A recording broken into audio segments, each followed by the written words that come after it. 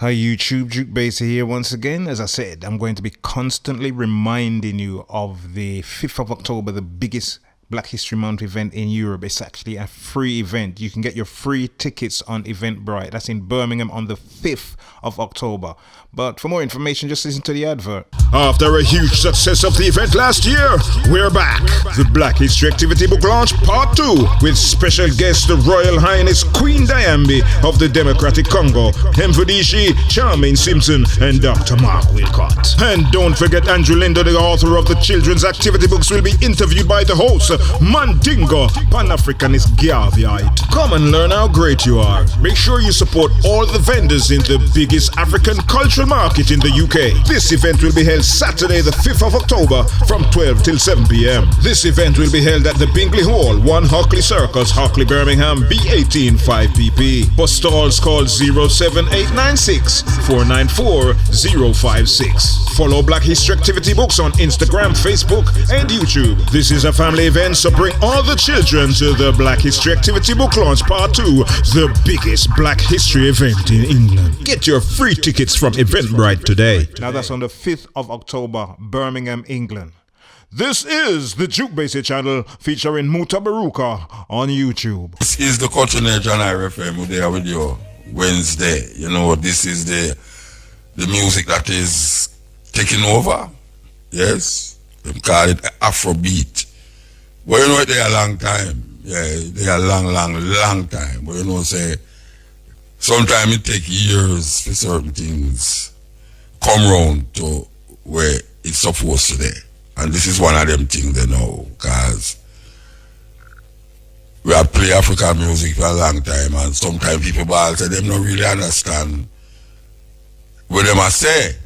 But yes, I say 2 more people are travel to Africa, you know. Africa open up. So when we are playing now, nobody no complain again. Say them don't understand. Them want to hear the beat. And it's so nice to them can move them body.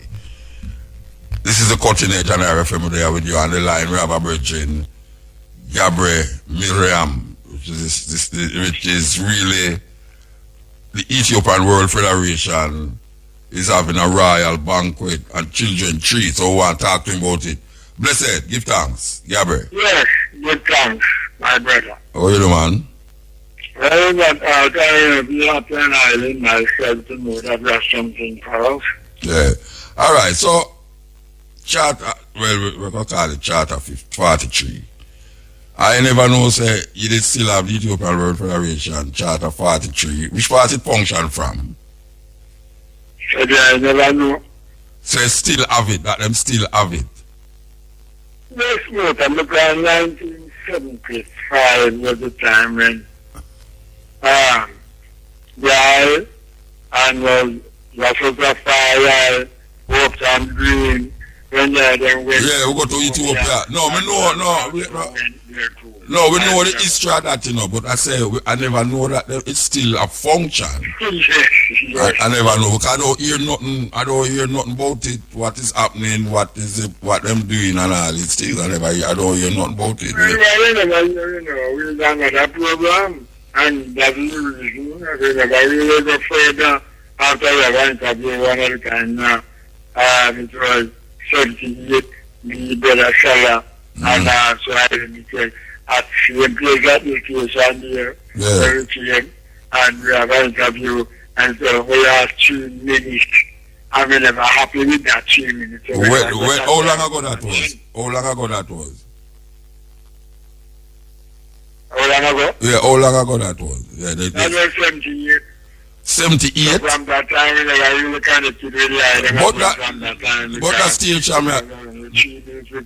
But that station I never did about 1978. 1978? Yeah. No, man, that station you just start 19... No, that station I never did about 1978. May I tell you? Excuse. Yeah, that station I started in 1990. Yes, my baby was turn around book in 1990, yeah. 1997, man. Yeah, 1990 was the time. Yeah, but you still talk about a long time interview and things that say, what has the Federation been doing over the past years that we know you? Well, 42. You know, Virgin is on the land, Kitchen is on the land, children is on the land. Yes. And then the land is established to us, to our Imperial Majesty. Yeah. Marcus Villas will be the Salaman, right? Yes, we know that. Yes? No, I say, we know the history, because I say, sometimes you hear about the organization. It's like, I am called upon now to talk about the royal banquet and the children treat. This is the first time in years I have heard of something that is happening with Charter 43. That's why I just mentioned that how come and I hear nothing about the 43 again, I just wanted to find out what has been happening in terms of, and I'm talking about the history of the thing, what has been happening, just like we're having a royal banquet.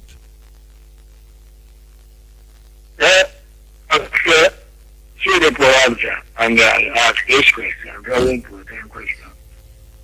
This year from 1969, after that delegation in Birmingham, it's the land and it become administrator and the land grant.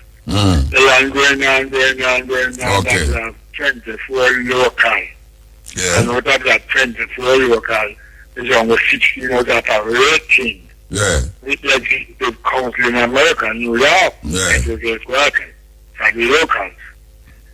I go up and tell you, see, last time I have money and music, I reflect to them, show them the position and what happened, you develop, they need to go in and all. So I'm going to Belasta, because he was the man who was the administrator, and man taking them the young also, because they wouldn't get to the young, because they are not EWS. So it's inside there, which I get EWS, they have to become a member of the International Federation in Carter Charter 43. Charter 43. And I had condition of how you can become Charter 43, because one land grant, and it's one local get the land grant from Jamaica. Yeah.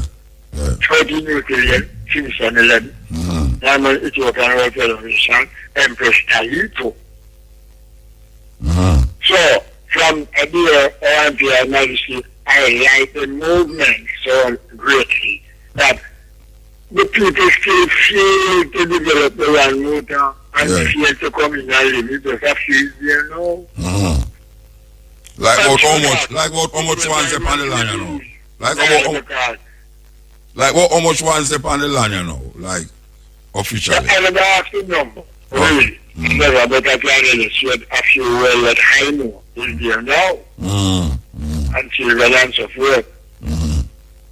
So, I don't want them to credit because it's like my credit. No, but we call you, man. We call you, Alright, oh yeah. We call you, man. Yes, I thank God. Yeah. Oh, well, quite a few brethren and sisters on the land now. And the land consists of 500 acres of land, that's 500 acres of land. To develop first. Now, in that order, we have practically Indian now. When you say, when I checked the last time, it was around, say, 36 in all people, until it moved up to around 41. With the children consist of who is there, mostly 12 tribes. And who born there and all them, And there are being. Yeah? Yeah, and all ones who born there. You have a lot of ones born on the land. Yes. Yeah. That's why I said step up to 40. No. Okay. Now, the next thing is this. Many who go to have the name Bobo, Nayabinjan, Churchside, Ethiopia do have those names. They just want to hear and call themselves Nayabinjan, Churchside, and all that. All right. And the nice thing about, disregard and shit and shit. It's so clearly that was the idea that I build housing, get their families in the land and such like, and go hide it out there. Because it's a holy land, and plus you have to go to the church, Ethiopian Orthodox Church, to get your baptismal name, Ethiopian name. The rest of the colonial name. Yeah, but me know ones who they on the land and who belongs there will never belong to the Federation and never join the church. Yeah, right. I say I know ones who was on the land who did not join the Federation nor the church, but them have house their land. Good son with that with the idea are going to come to that. Now, as I said, that I'm going to illustrate that. These people who don't deal with the church, they have the union and such like, don't get the land. They are leaving the land because the government take them off of it. No, them leave the land because them want to leave. I know the ones them why no leave is not because the government take them. It's because them decide to them want to go somewhere else. The ones them go, I know. It's not leave it because the government do nothing. Them leave it just because them feel say them want to go Ghana or South Africa or somewhere. It's not nothing more than that. Them leave it for. You know, so Some leave. Different place because the churches they don't live up to the fullness of the land. The land is a very tricky land, you know.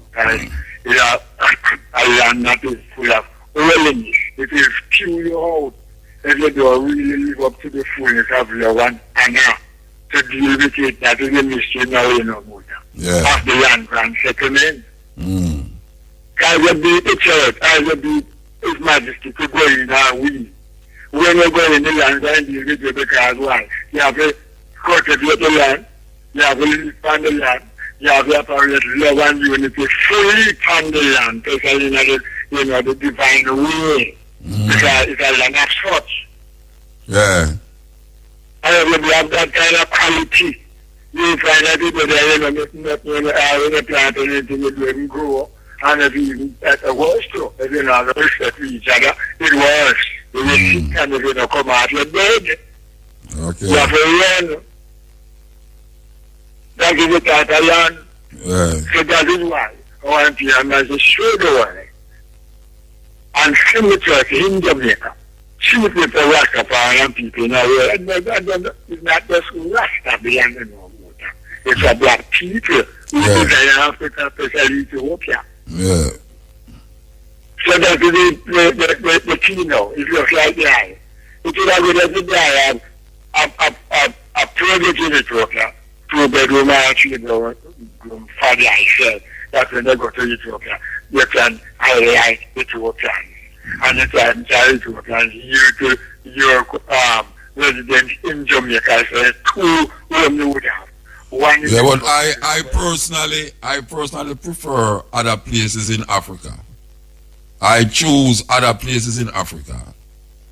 I don't really choose Ethiopia as a place where like build and all of it. I choose somewhere else, which I prefer in Africa. Because it's still Africa.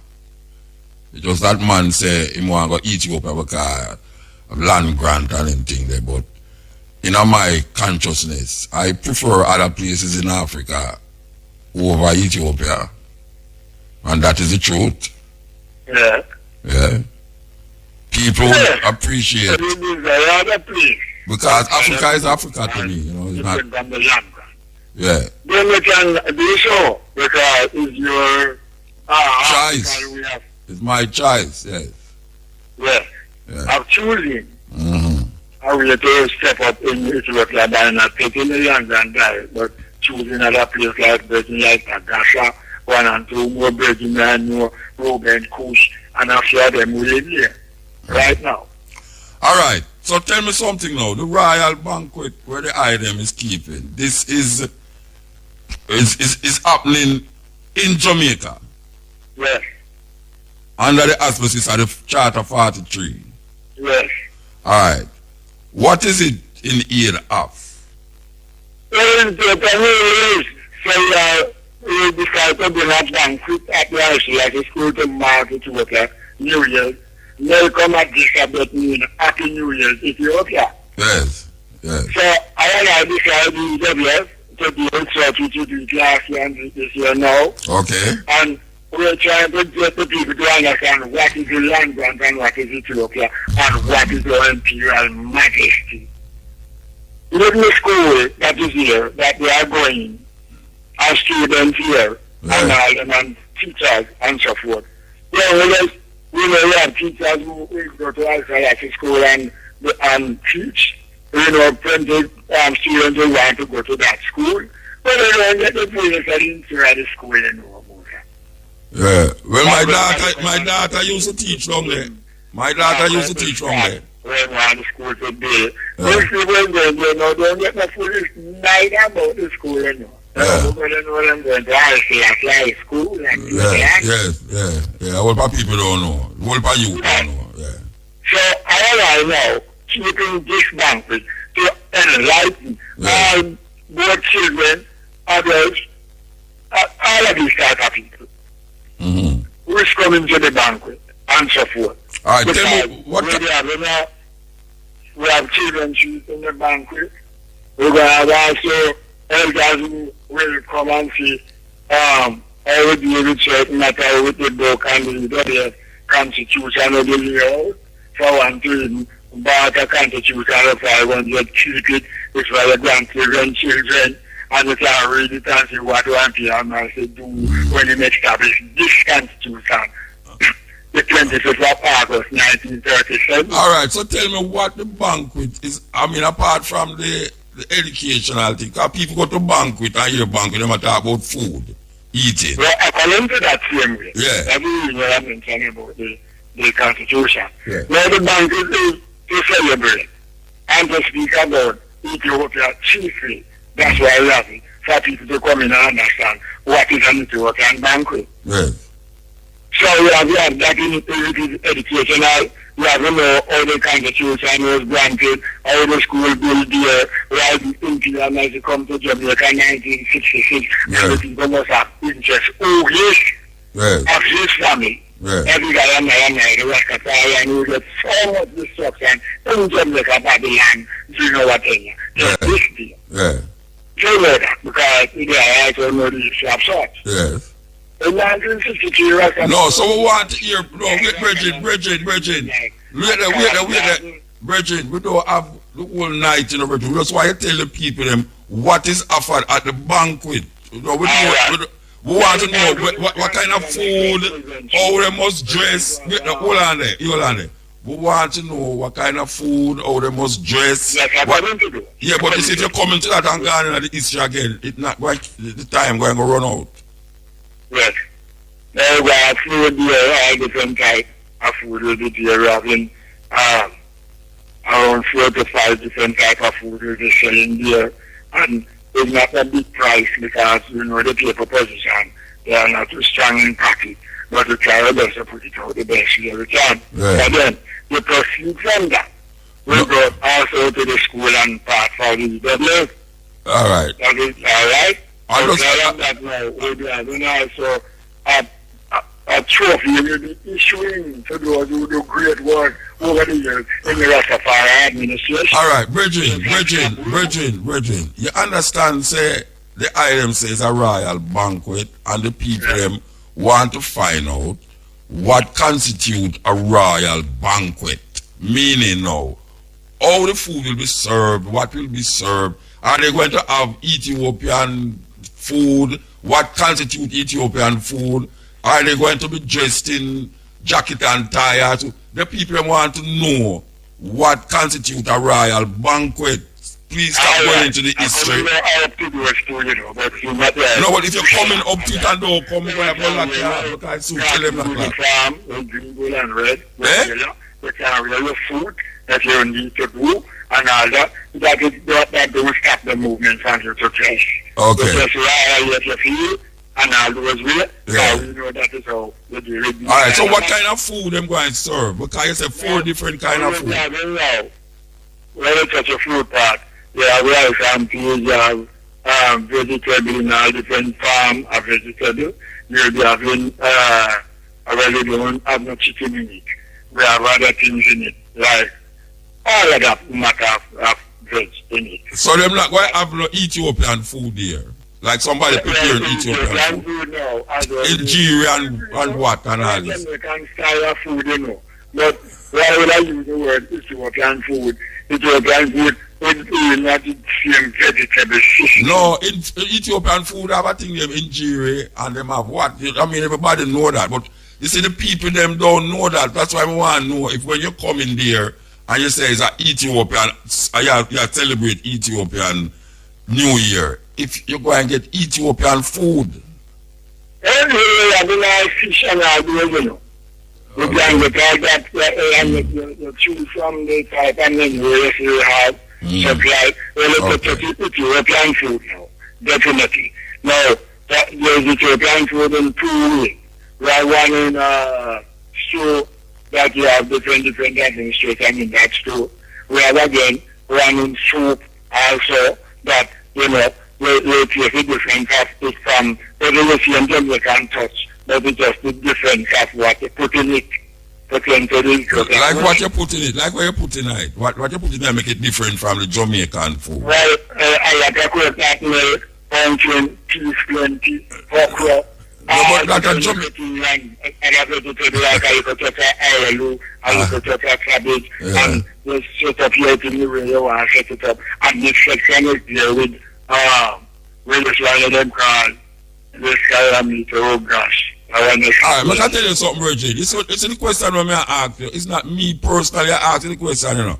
It's because the people them hear about a royal banquet put on by the Ethiopian World Federation, and they want to know if them come there, what kind of food them going to expect. You understand? It's not me personally. I try to press you to tell me. So obviously you don't know.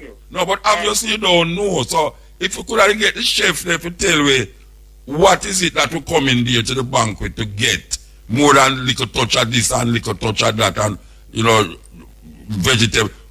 It's just that me do want to find out. But obviously you don't know. So make we just continue. Forget about the food part. Yes. Because obviously you don't know. Well, obviously the food part, it's a surprise which I really don't know what type of Ethiopian. Yeah, but if you say we are dealing with Ethiopian, alright, so make us forget about the food business. Make us forget about the food. The people want to know what is the royal banquet situation with the food. Yeah, it's that them they don't want to know. It's that them they don't want to find out. But since you don't know and you don't want to, you don't know, make us talk about something else. Okay. Yeah. Now, at that same level, we decide to have coconut juice pudding. No, but we gone back now food already. We know about pudding and all them something already in Jamaica. I thought we was going to have some Ethiopian food. Brethren, what is the treat is to celebrate Ethiopian holiday. But what is the funds for? It going to go back to the school. I imagine that it's going to go back to school. The proceeds from it will go back to the school. That we're going to do a project in Ethiopia that who can manifest who going there who would like to go in. Then can be with us at a point there and we know what is the position. Then they want to join the federation and such like. But we really deal with money to deal with Ethiopia. You know. It's not to deal with the school then, it's just to deal with the land grant. That's the way you are happening. Okay. So the money will go back to Ethiopia to facilitate the upliftment of the land grant and people who is on the land. That is what you said. The money that is, when you get the money from this project, it's going to go to Ethiopia to facilitate the land grant and to develop the people them on the land. And the Ethiopian World Federation Charter 43, that is what the funds will be used to do. Yes. Okay. Yes. Okay. All definitely right. so. Yeah. And outside of that too, people here would be there to go in. After money to go in to build their home before they can go in and have to send to get their home built because they have been working in their construction. With me as well, that was with the year. My family also would decide to go into as workman also. So that is a part of it what can be first. They have to build first before you come because they're not going to deal with man go and squat under people and go to hotel, it's going to cost too much. And by the time you put money down, if you have 1 year to be a 2 bedroom, before you go, then if you don't do that, then you don't make no sense to go in there. Okay. All right, sir. Well, brethren, give thanks. We hope you're successful, the Royal Banquet and Children Treat, which is happening on the 21st of September. That is Saturday coming. Beginning at 9 a.m. Until 6. Okay. And I will be coming to that banquet. I don't know Saturday. I don't know about Saturday. I don't know. I can't tell you yes here. I don't know. Well, actually, we begin to enjoy, you know. Miss Kabu. And Miss Kabu. Yeah, Cabo. What happened to Cabo? And no, I'm saying that if she can't come to receive a trophy, then ask him to send one for a trophy. All right, I will tell her that. Obviously, if you're giving her a trophy, she must know. So, yes. I will pass it on. See if I see her tomorrow, I will pass it on. Yes. That you're giving her a trophy, and if she can't come, she must send a representative. Okay? Yes. All right, Bridget. All right, Gabriel, give thanks. Give thanks. Man. Yeah, man. All right, yeah. That was Gabriel Miriam, and he is the secretary of the Ethiopian World Federation, Empress Taitu, Charter 43, and they are hosting a royal banquet and children treat at Haile Selassie High School. Everybody's supposed to know that, by now. Payne Avenue on the 21st of September, beginning at 9 a.m. This is the cutting edge on IRFM. This is the cutting edge on IRFM. As you know, well, I want to tell you yesterday we had a march on Parliament, and it is pertaining to the cockpit debacle that has been created by the government. And concerned citizens really need something to turn around. And not tomorrow, not 12 yet, but Friday, IRFM will be broadcasting from Stuart Town all day. We will be there. We have on the line here, I hope she's on the line, Jackie Beans again. Good night.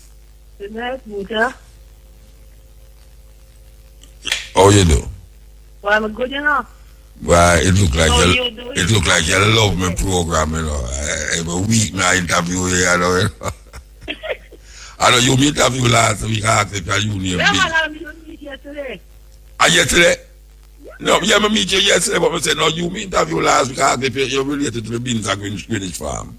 PM1.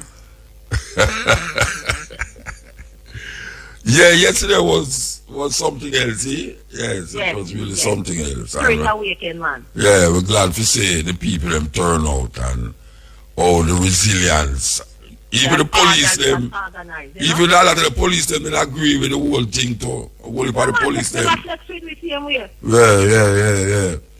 All right, say Friday is our next day. Yeah. This supposed to be a bigger day because we're going to have the children them there. IRFM will be there the whole day and this thing. What is going to happen? Because this is not only for cockpit, but it's a climate strike day, them call it. Save the cockpit country, but it's also a global thing. I think it was started by a little girl, actually. Yes, Greta Thunberg. Yeah, who she stood up in front of the big guys, them, and say what she has said, and that created a ripple all over the world. Yes. Yeah, so what is going to happen Friday? Tell me. So, Friday the 20th is Global Climate Strike Day. It's a day when young people all over the world are going to address the issue of climate change and demand that the government and adults take climate change seriously.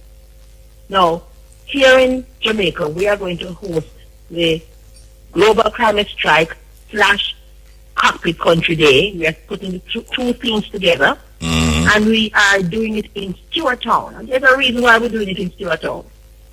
Stewarttown is a rural historic town, and everything always like Kingston.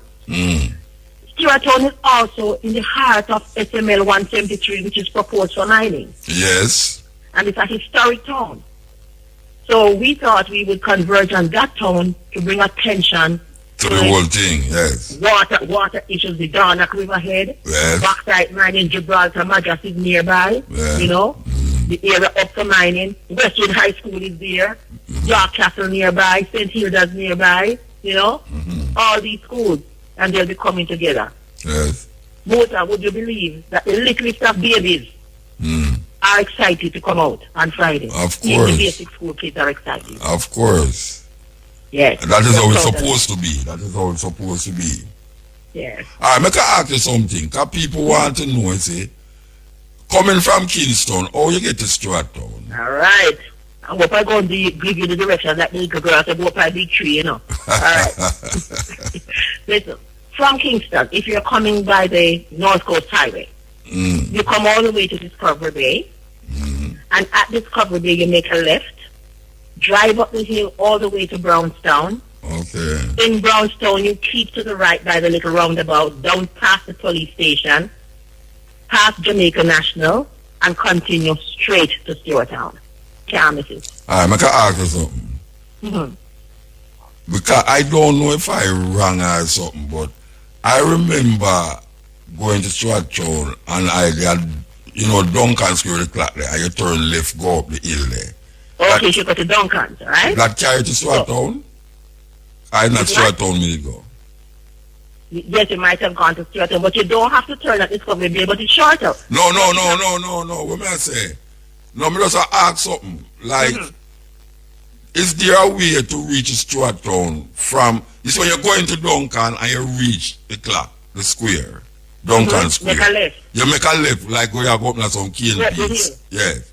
You can't go Stewartown from there, so don't you? Right, you have to go to Clarkson where the Long Pond Sugar Factory is. Yeah. And then just go straight to Jacksontown. Yeah.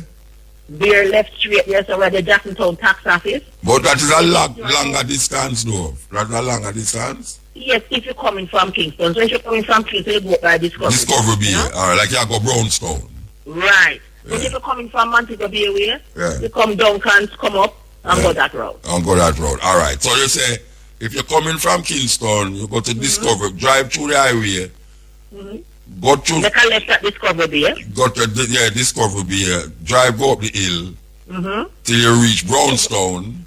Right. And then where you do know again, you say? When you go to Brownstown, the little roundabout there, so, you mark it. Yeah, you go round it. To the right. Yeah, you start to drive past the police station. Yeah. And just keep going till you reach Stewartown. Okay. And then you can ask questions. Everybody knows about it. A lot of countrymen we ask everybody questions. Alright, and what time now the gathering start? Because I know IRFM will be there from 6 o'clock in the morning. Yes, they'll be broadcasting early, but we plan to start, the schools will start coming in at 10:30 so that they can do their thing then. Yeah, I think I will start to broadcast me and Cabo at 10. Yes. That is when we start. 10 to... Well, we were there long before, Yes. So, alright, so what you expect to, is this just awakening the people, them consciousness? What is it supposed to achieve? What you want it to achieve? Well, here it is. We're at a critical point in our history as a nation. A point where we have both social awakening, cultural awakening, and political awakening. Now, most of the people who have been fighting climate issues and environmental issues and the cockpit country issue, why we up in our 50 and so on and going up, You understand me? And now is the time for us to pass the baton to the young people. So this is the first leg of the relay where we're going to pass the first baton. Get them involved, get them talking about it. That's when we gone. We know that the struggle has strong hands and feet to carry it on the ground. Yes. So it's all about the youth, that's what you're saying. Yes, it's about the young people and about bringing the issue of climate change to everybody's consciousness. And all the things that cause the climate to be changing. All the things that cause leaving out nothing. Yes. I know some people want to leave out certain things. No. It is real. It is not something fake. No, certain everyday lifestyle. Right. Garbage disposal, saving our oceans, saving our beaches, cleaning up our rivers. Using the pesticides that we use that giving us cancer. Terrible. All right, well, we want to remind the people that global climate change strike day and save the cockpit country. Yes. 2.0. Militant style. Yes, and that will be on Friday. Happening on Friday.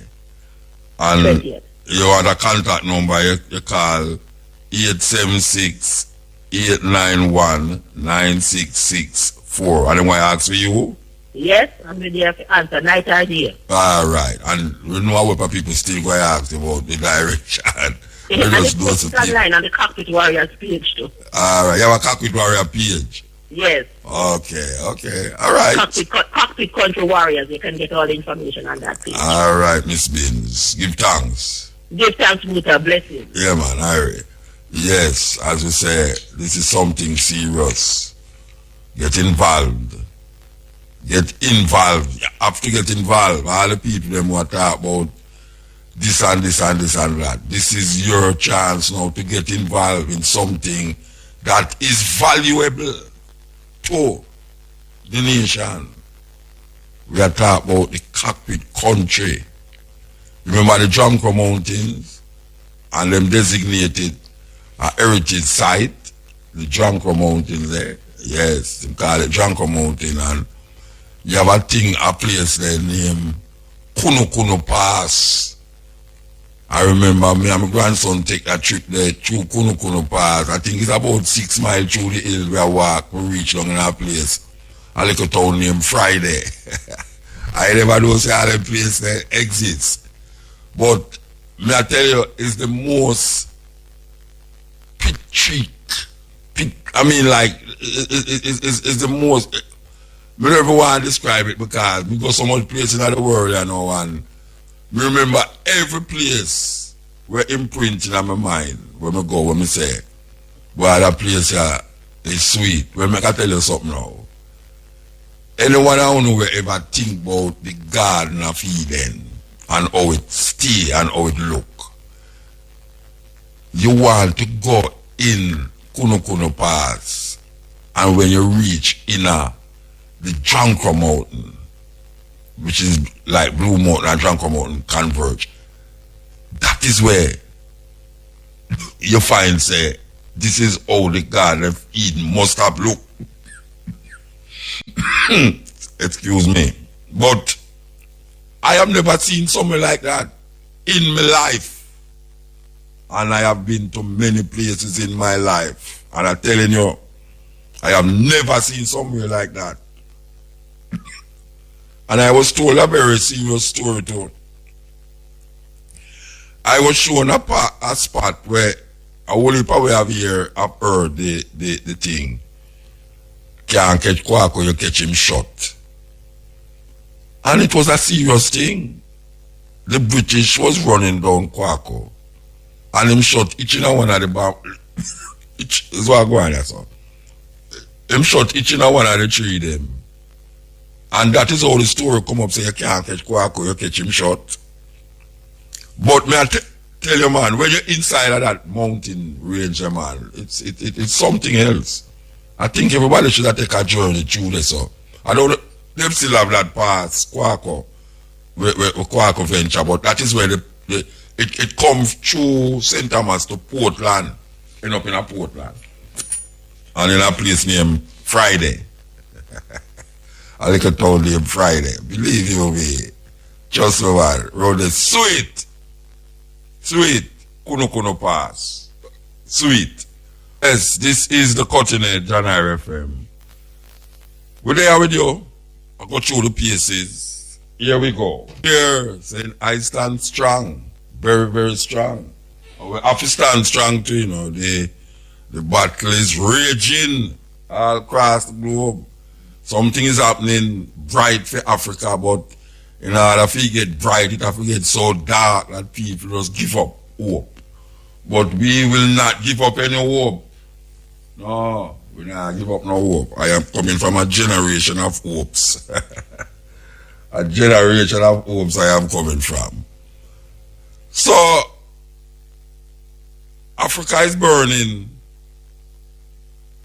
Africa is burning. I mean, like no fire. There's something happening. There's something happening. The Amazon is burning, but Africa is burning too. Volpa people don't talk about that. Because it's Africa as usual. Africa is burning. These fires is not just happening so because this is the time for fire. These fires is created, designed to bring a certain vibration. Yes, and actually it is doing it, because leaders of the world, at least some leaders of the world, is falling prey to the conspiracy. And people don't like hear the word conspiracy again, but conspiracy is not necessarily something that don't go so. Conspiracy means that someone is plotting to do something or say something or act out something that will cause possible destruction or elimination of a people. And we know that over the years they have tried many things. We shouldn't have been here after going through the transatlantic slave trade. We shouldn't have been here, but here we are, 400 years after. We are here to tell the tale. When they thought that we were in the bottom of the ocean, when they thought that we were in the bottom of the ocean, we become the ocean. We became the ocean, that watery grave, that hold bones and flesh and spirit of African people. When they thought we died in the bottom of this ocean they call the Atlantic Ocean, we became the water that covered the land space that is called the sea. And here we are today, pondering if after all of that, and we went through all of that, that we still have to go through it again, over and over again, like a Groundhog Day. I don't know how much of you saw that movie, Groundhog Day. But it's like a Groundhog Day where this man is living out the same thing every day and live out the same day. But people is people.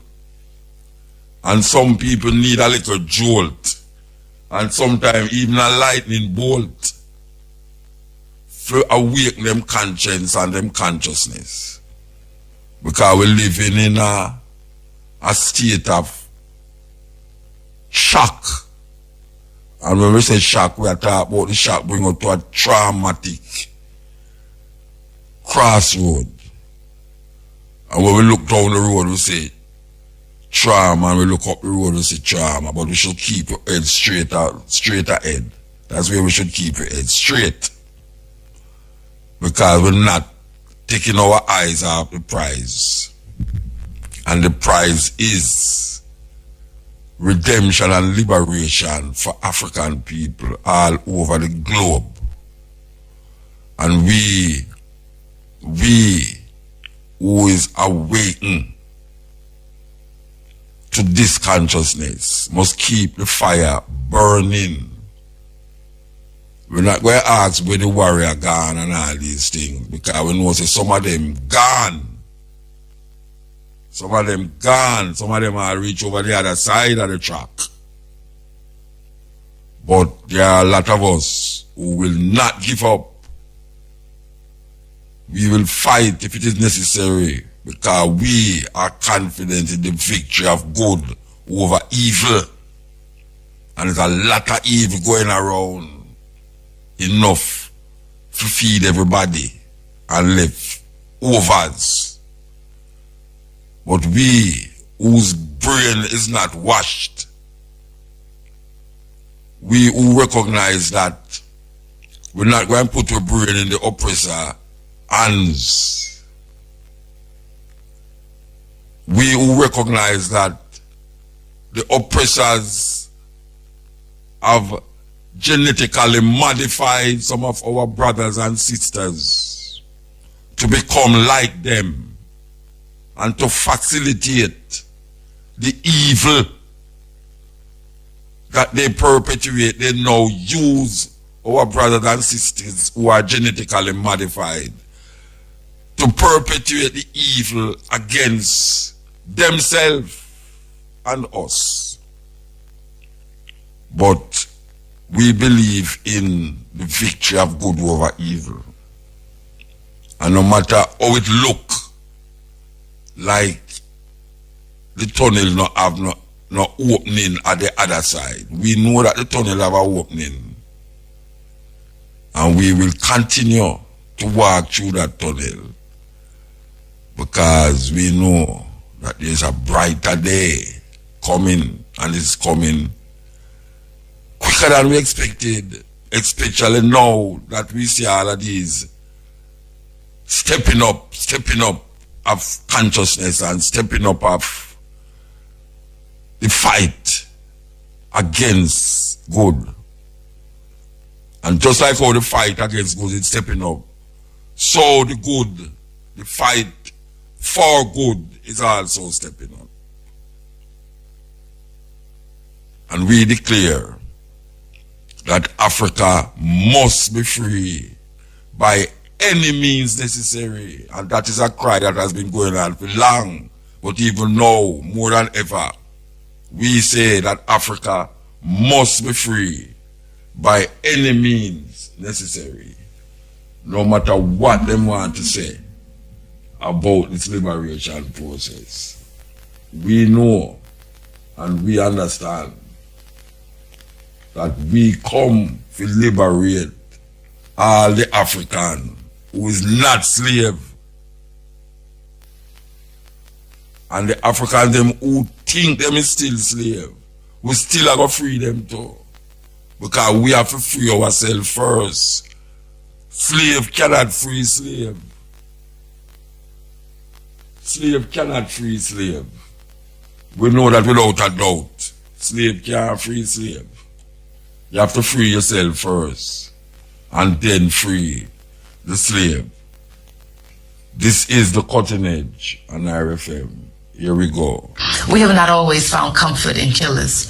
We have not always found solace being rocked in the bosoms of those who silently pray and openly destroy. No, not always have we mistaken mimicry for mastery, or pretending for knowing, or enslavement for freedom. But across my memory marches millions, bold, regal, resilient, confident, unshackled feet stumping up spirits to guide us through this fickle material world. We like sun and moon folk, universal souls praying our prayers, singing our songs. Eshu, Ogun, Shango, Yemoja, Oshun, Obatala, Oya, Dambala, Aida, Wedora, Nkango, Olodumare, and Yame. We know all of you by name. We are people of beginnings, of culture, of strength. Not always have we given in to the empty threats and scare tactics of the powerless ones. Not always have we allowed the blood of our sons and daughters to color the streets while we're walking asleep, marching to the beat of death siren song. They're still wearing their sheets with nooses in reach, showing their teeth and smiling it seems. But I hear in the breeze, in the rustle of the trees, and the dangling of the feet, they say, please don't let them ever forget. You see, not always have we suffered from amnesia. Not always have we forgotten how to conjure up spirits, ancestor wisdom, fix up a mixture, spiritual elixir, ancient traditions. We like magicians, God like vision. We are people of sight, so no, not always have we fallen for this okie doke or inhaled the hazardous smoke of the manipulators, or been satisfied with crumbs from meals our hands have prepared. Hughes said life for us ain't been no crystal stair, but at least the steps are there to push us up higher, teach us how to go beyond the destroyer's disguises, look them in the eyes and be able to see. Cause what's surprising when you know the nature of a beast, and especially when they've shown the same face for centuries. So you tell me, what's the difference between two sisters in New Orleans shot point blank in the back of the head and two women bombed in their car in Baghdad? Or government-sanctioned killings in Kenya and a sister held hostage in a house in Virginia? Or poverty in Haiti, poverty in Jamaica, rape in Rwanda or rape in Somalia, a sweatshop in China or one in Guatemala, or smallpox and blankets, syphilis and Tuskegee, formaldehyde and FEMA ethnic cleansing and Katrina. I recall within the speech Dr. King made us aware. He said injustice anywhere is injustice everywhere, so they can spare us that drama, huh? We got the heart of them field working mamas. We carry the torch of that ancestor fire. So with every fiber that flutters in our being, with every find that comes from our seeking, with every hearing that comes from our listening, and every sight that comes from our seeing, we must be faithful, strategic, victorious, and free. It is already too late, said Mutabaruka sadly. Our own men and our sons have joined the ranks of the stranger. They have joined his religion, and they help to uphold his government. If we should try to drive out the white men in Umuofia, we should find it easy. There are only 2 of them. But what of our own people who are following their way and have been given power? They would go to Umuru and bring the soldiers, and we would be like Abame. He paused for a long time and then said, I told you on my last visit to Mbanta how they hanged Aneto. What has happened to that piece of land in dispute? Asked Okonkwo. The white man's court has decided that it should belong to Nama's family, who had given much money to the white man's messengers and interpreter. Does the white man understand our custom about land? How can he, when he does not even speak our tongue? But he says that our customs are bad, and our own brothers who have taken up his religion also say that our customs are bad. How do you think we can fight when our own brothers have turned against us? The white man is very clever. He came peaceably and quietly with his religion. We were amused at his foolishness and allowed him to stay. Now he has won our brothers, and our clan can no longer act like one. He has put a knife on the things that held us together, and we have fallen apart. This is Yamla Van Zandt, author of Acts of Faith, and you are listening to Mutabaruka. Brothers and sisters, this is Onyx, and I want to share a piece that I wrote a few years ago called Immaculate Misconception. Sister J was kind enough to allow me to put this on her page, so here is Immaculate Misconception. From motherland to foreign land, from beaded necklaces to chains, from Africans to Americans, from warriors to slaves, from ritual to religion, from culture to Christ. From my shade to amen, they said Jesus died for our sins. How can we believe their white God died to save our black skin? Knowing they hate us the way that they do, they'd never worship a God they didn't believe hated us too. We choose to worship their God. We worship him more than they do. Yet our ancestors suffered, their masters tortured and beat them, made them bow to their knees and surrender to Jesus. But we don't honor our ancestors for the blood that they shed. We sit in church crying with Christians because Jesus suffered and bled. We don't look to our history for truth. We look to their Bible instead. But it's time for truth to be spoken. Something's got to be said. Something's got to be said. It's time we tear down their lie. Something's got to be said. It's time we do more than survive. Something's got to be said, for it's time we remember we're not African Americans, blacks, colors, or niggers. We're African people who strayed way too far. We're African people. We deny that we are because flowing like poison, their religion has spread, growing like cancer by our ignorance fed. We've been manipulated, lied to, deceived, and misled to the point that our ancestors' voices are dead. It's time we connect with our ancestors, disconnect their religion. Our ancestors were Africans before they were Christians. Our ancestors were Africans before they were slaves. It's time we start living and thinking the African way. In spite of what we've been taught, it's time to forget what we learned. It's time for truth to be spoken, but for truth to be heard, something's got to be said to cause our thinking to change. Somebody's got to say something. I've got something to say.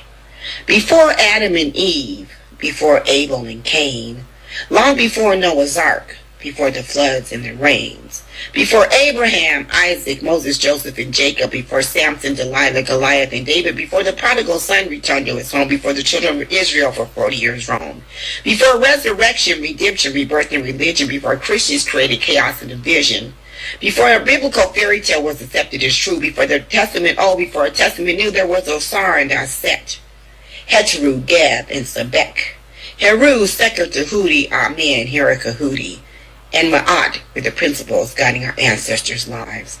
Not a religion whose God was hung on a cross left to die.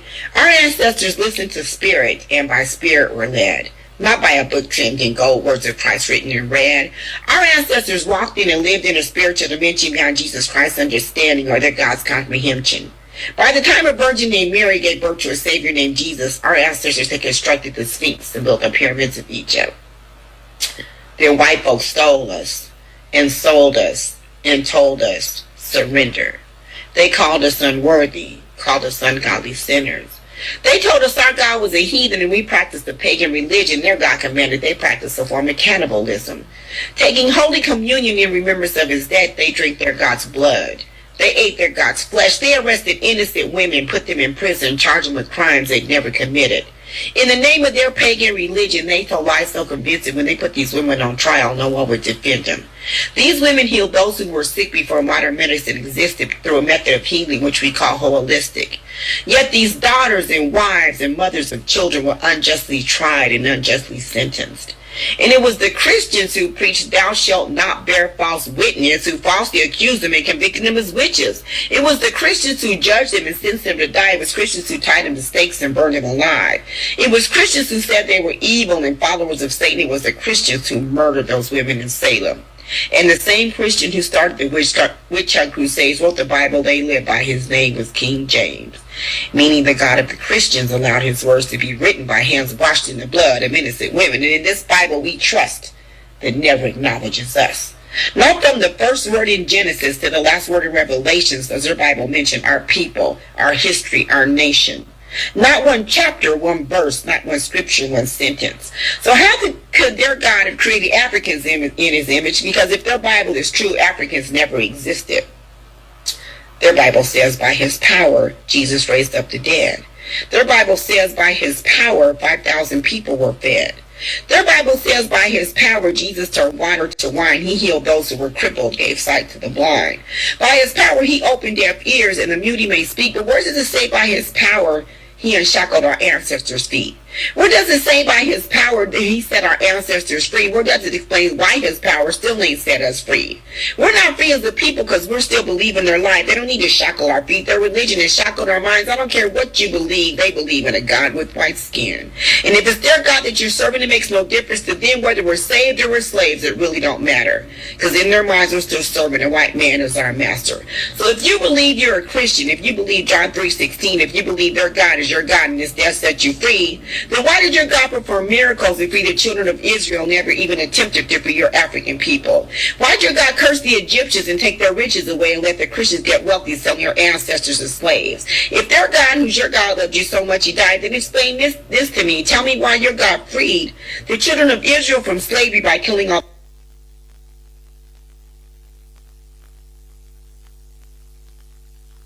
Brothers and sisters, this is Onyx, and I want to share. So hiccup go on this, you know. I can't take them hiccup later. Alright, so anyway, the time is 12 o'clock on RFM. Brothers and sisters, this is Charles. Join us with respect for our national anthem. Let us stand and defend this one. Peace and love. From Africans. Thank you. Eternal Father, bless our land. Guide us with thy mighty hand. Keep us free from evil powers. Do our life what through countless hours.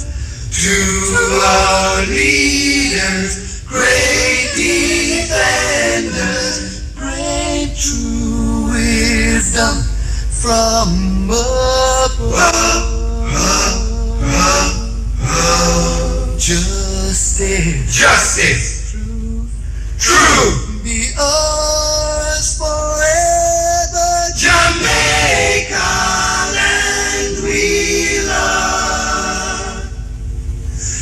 Jamaica, Jamaica, Jamaica, land we love.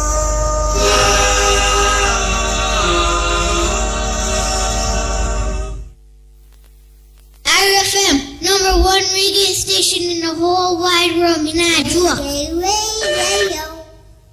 Okay, we're there with you. Okay, so what I present to you. You know, Mugabe passed the other day, and there's so much things that has been said about Mugabe. We want to highlight Mugabe, and we must not allow Europeans to decide who we must hold up as heroes and heroines. We must not allow them to do that. Because a lot of the people them that we hold up as heroes in history were murderers and criminals and thieves. And you can't start name them right down and come up out of Columbus. We hear about Christopher Columbus, who bring all sort of death and destruction in this part of the world. We can call out a lot of them who we read in our history book. We can talk about Cecil Rhodes. We can talk about Henry VIII, Queen Elizabeth I, Victoria. So much of them that we hear about in our history who were criminals. We must not allow them to make mockery of people who fight, and then we turn around and make them become our enemies.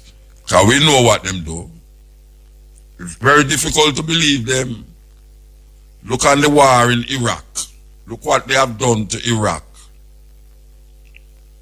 That they were going to save the people in Iraq from the tyrant. And look what them do in Libya. Look what they did in Libya. You want any more evidence of the deceit and the lie that they perpetuate against people, especially black people? We cannot allow them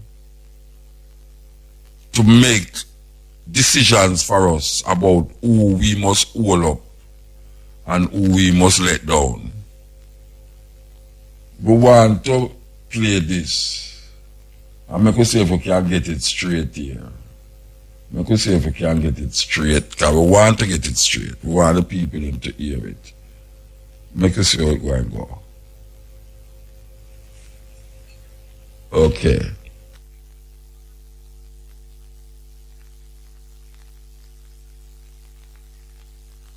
History lesson on Zimbabwe.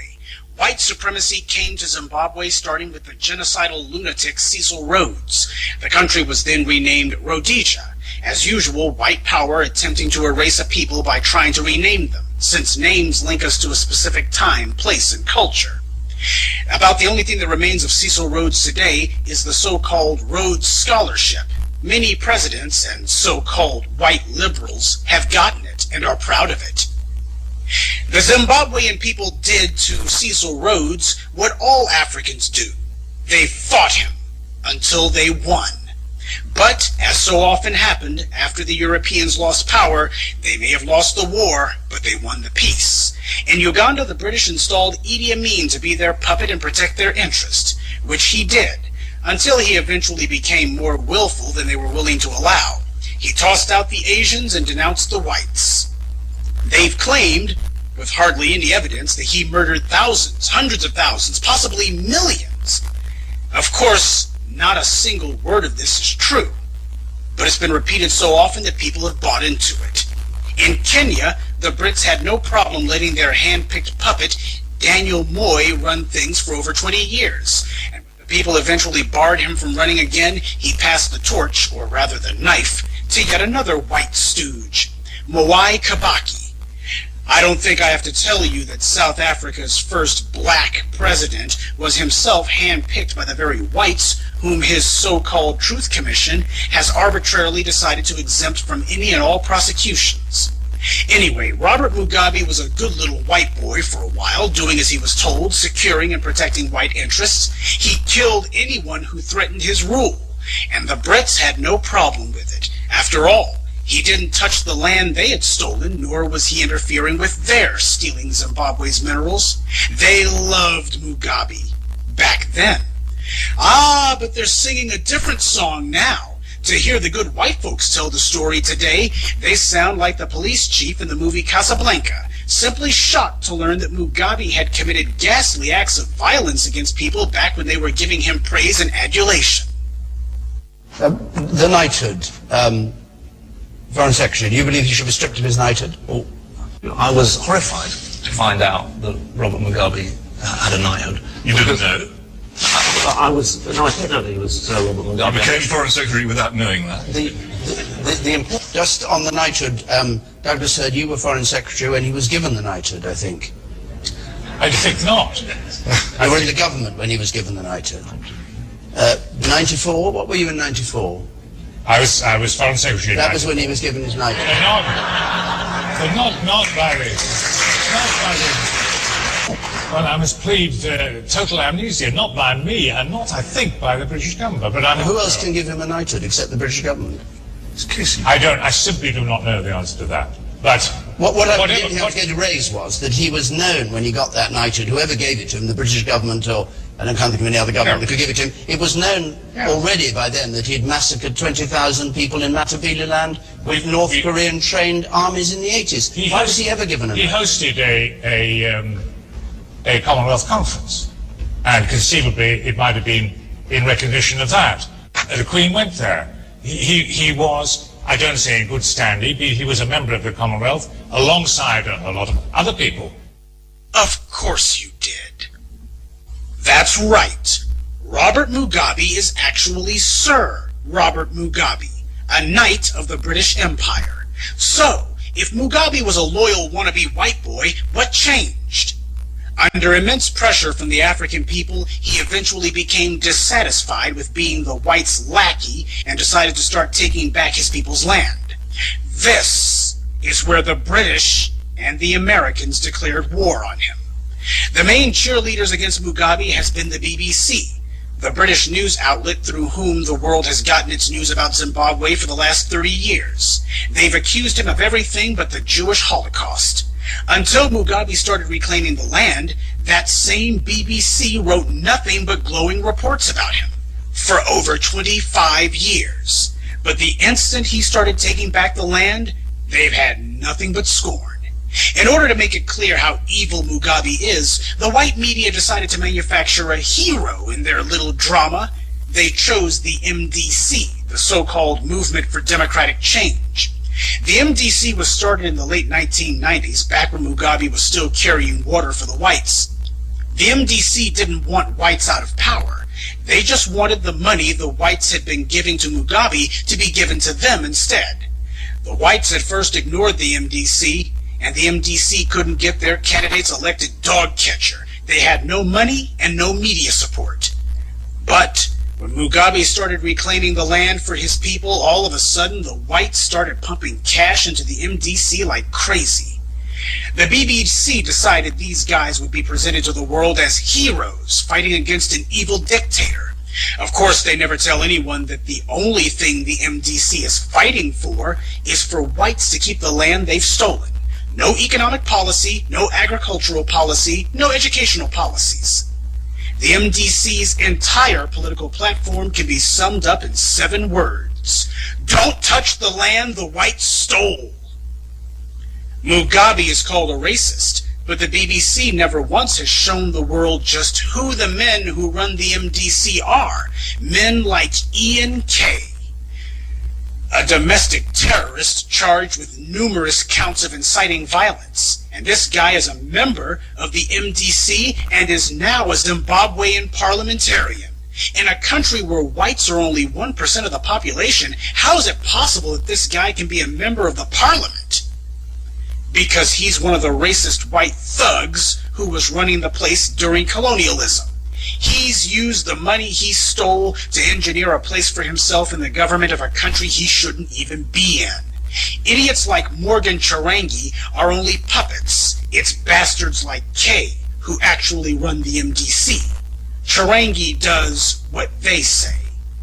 But back to the whites' PR war against Mugabe last year. Realizing they couldn't pull in Iraq and gin up a quickie excuse to invade because everyone would recognize it as recolonization, the whites in London decided to take out sanctions instead. And when that didn't work, they asked the US to do the same. The president at that time, W, gladly obliged. Pay attention, because what comes next is crucially important. The US's very first move was to freeze credit against Zimbabwe.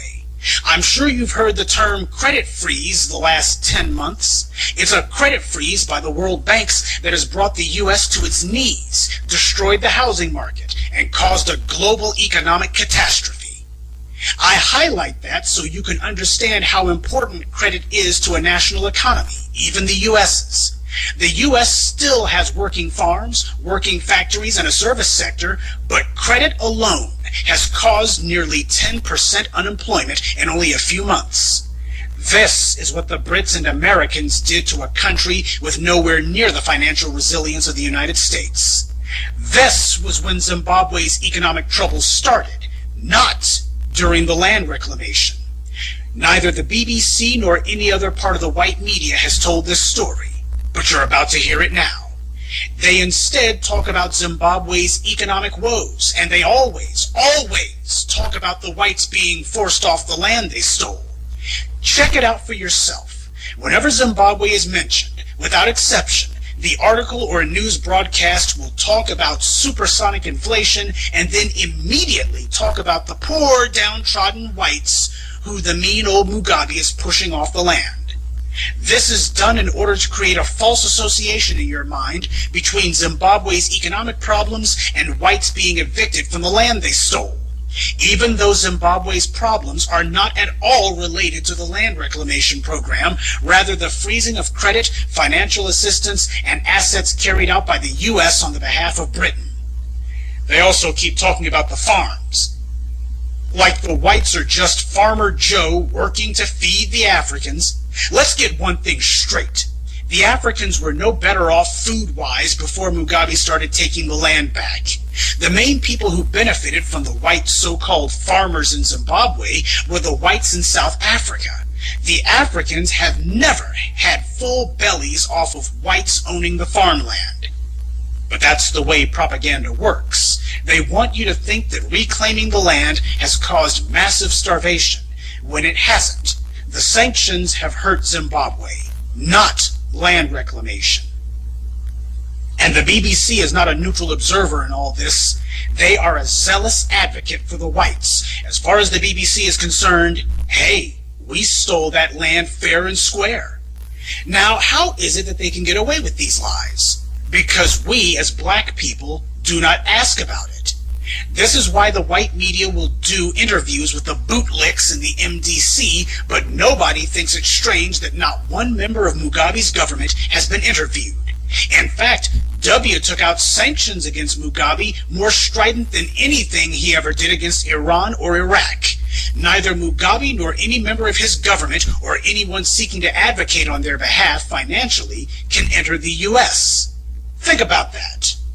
Ahmadinejad went to Columbia University and gave a lecture, even though he took Americans hostage in the 1970s. Say, isn't he supposed to be on the no-fly list? The U.S. has removed sanctions against Libya and normalized relations with that country, even though Gaddafi was responsible for the deaths of Americans, the destruction of U.S. airplanes, and numerous acts of terror against the U.S., for which he has neither been punished nor so much as apologized.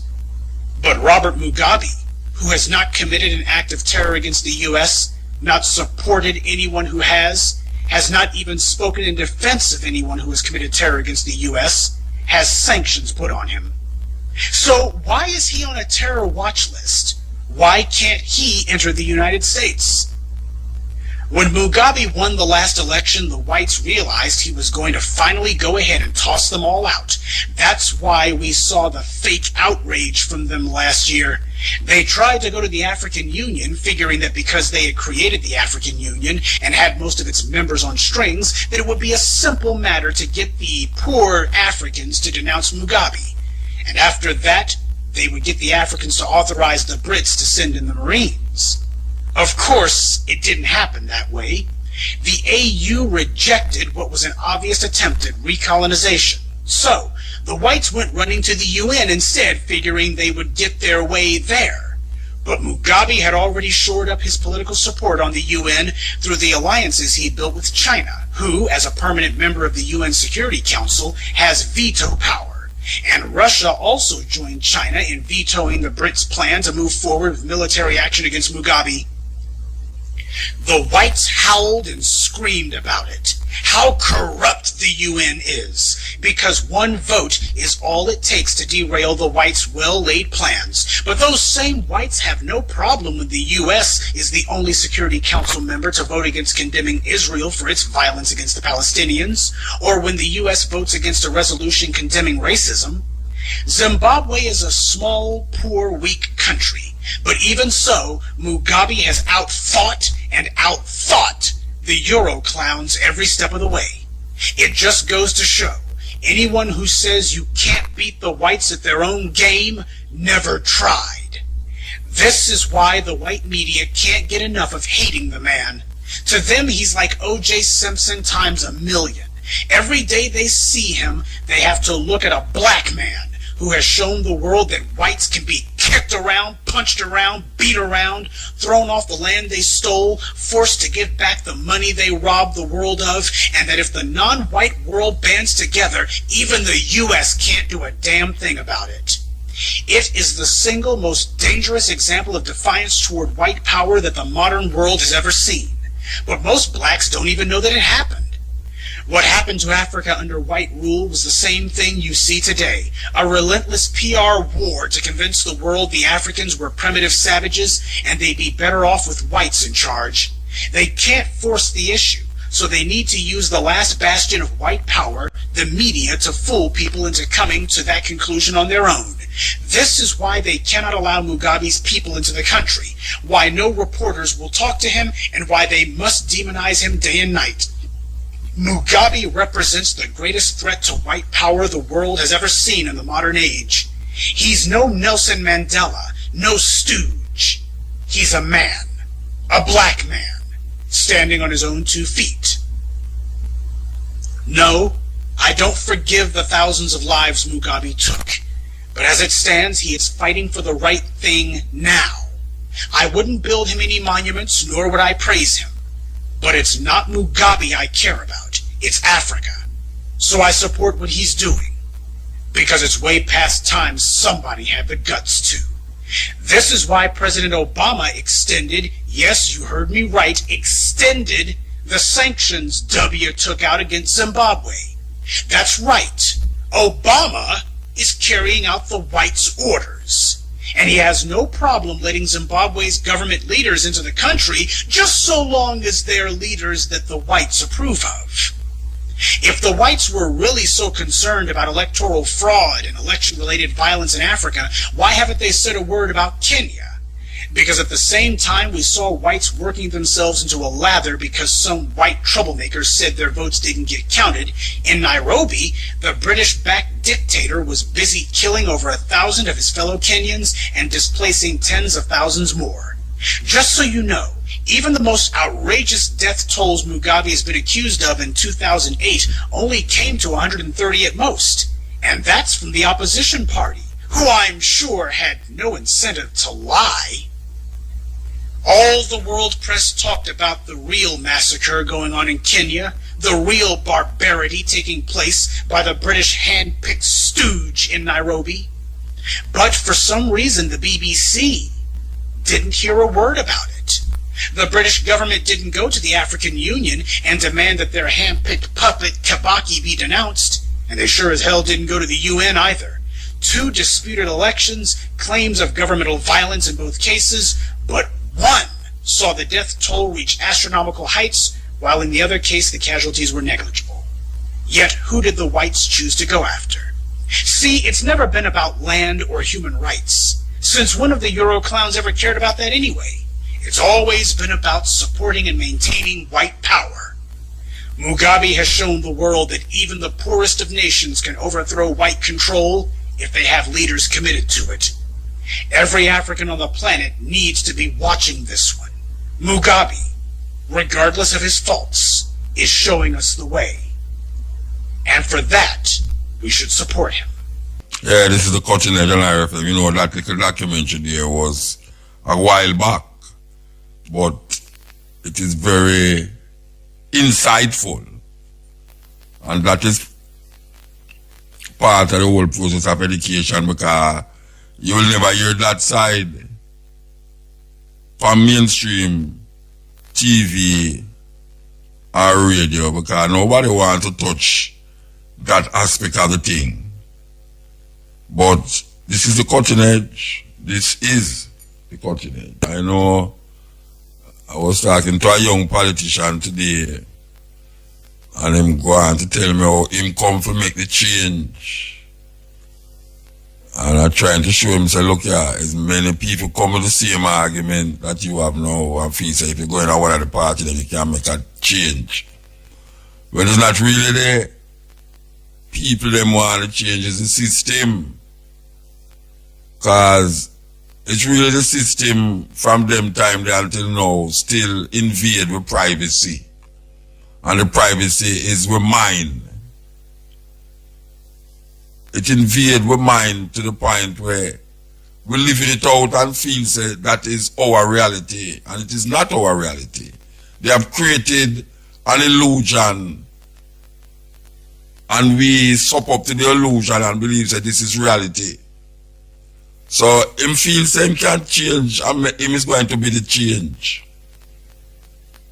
But I have seen many like him come in them young times, like oh him is young, and say the same thing and get caught up in the debacle that is happening right now. The system needs to change. And we will continue to say that. And the way the system gone, and seriously gone, I want to play this. I should have play the anthem first. No, I can see how long it is. I'm going to play it. Believe you me, because I think this is so interesting to what is taking place right now. I mean, it really unfold in front of our eyes. How we do we recognize it? Can you believe that? They might do something right in front of me. I will do we realize it. And guess what? How will we go and accept it? I will go and accept it. Now listen to this. Let us see what's happening here. You see if we can get it out, Panley. So this is what we would have bring to you. Here's a brethren now. I dissect and I check what really are going on. And it's going to reach here. Listen. I am sick of the trans community. The trans community are asking us to suspend our logical, rational, critical and analytical capabilities and replace them with sympathy for people who are clearly going through something mentally or neurologically. First it was transgender. A bunch of grown men asking us to call them women because they felt that way. Society played ball. They gave them operations. They made them become more feminine. They chopped off their testicles. They chopped off their penises. They gave them breast augmentations and hormone therapy. And hey presto, I'm a woman. The fact that their chromosomes clearly indicate that they are men means absolutely nothing. What matters is the way they feel. Rachel Dolezal, a white lady in America, attempted to convince the world that she's transracial. She identifies as a black woman. She even had a position in the NAACP, the National Association for the Advancement of Colored People.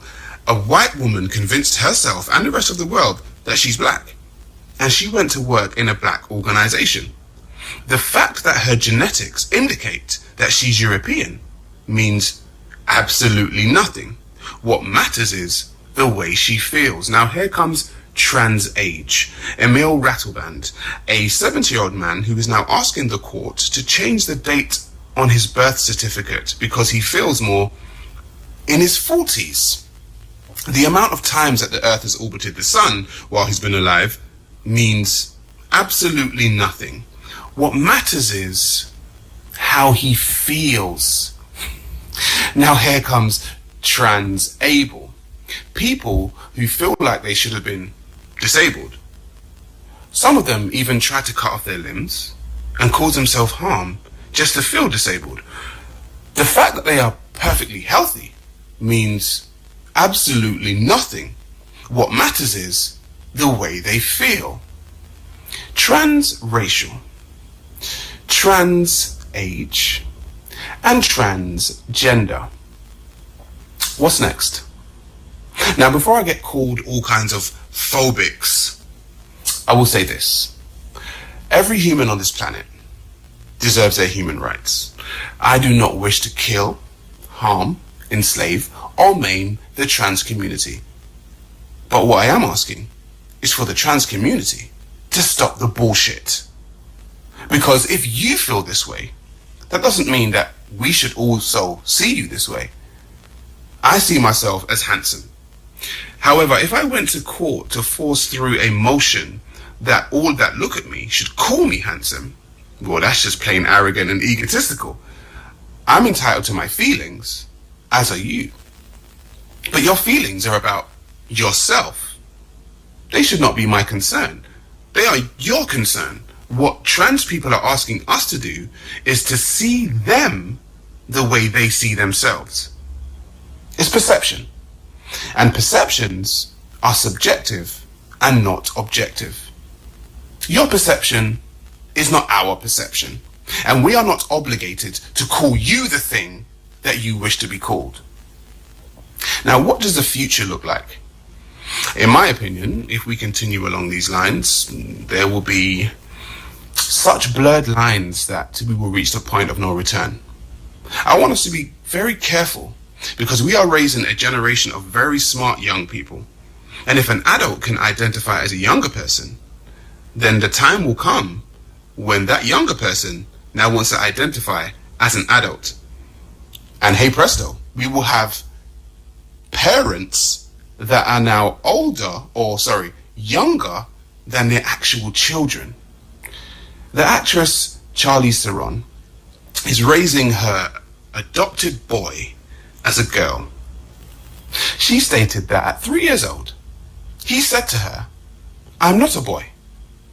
And bingo, she decided to raise him as a girl. Now, I would love for that child, okay, to say to his mother at 7 years old, "I'm not 7, mummy, I'm 54. And see if she now wants to raise him as a 54-year-old man or woman. The lines of facts are about to become very blurred.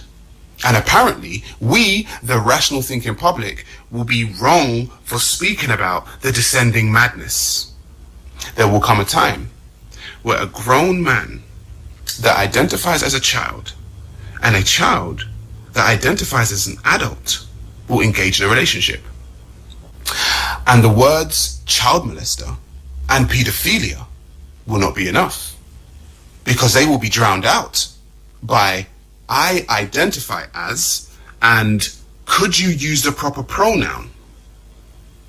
This is our future. But what do I know? I'm just some black guy on the internet. I am sick of the trans community. This is a very interesting talk. This is a very interesting talk. I think we need to have a discussion about that in Jamaica because we are slowly getting to certain places in the twilight zone. Very interesting that the man is saying, what happened to when a little boy at 7 say him feel like him is 50? Who's going to raise him up as a 50-year-old? then you will have a line there with who's a pedophile, because if this little boy feel that him is 50, I'm going to want to do the things a 50-year-old would do. Then a person who is 50 who claim that him feel like him is 7. How that going to work? Because the 50-year-old who feel them is 7 going to want to do the thing that a 7-year-old would do.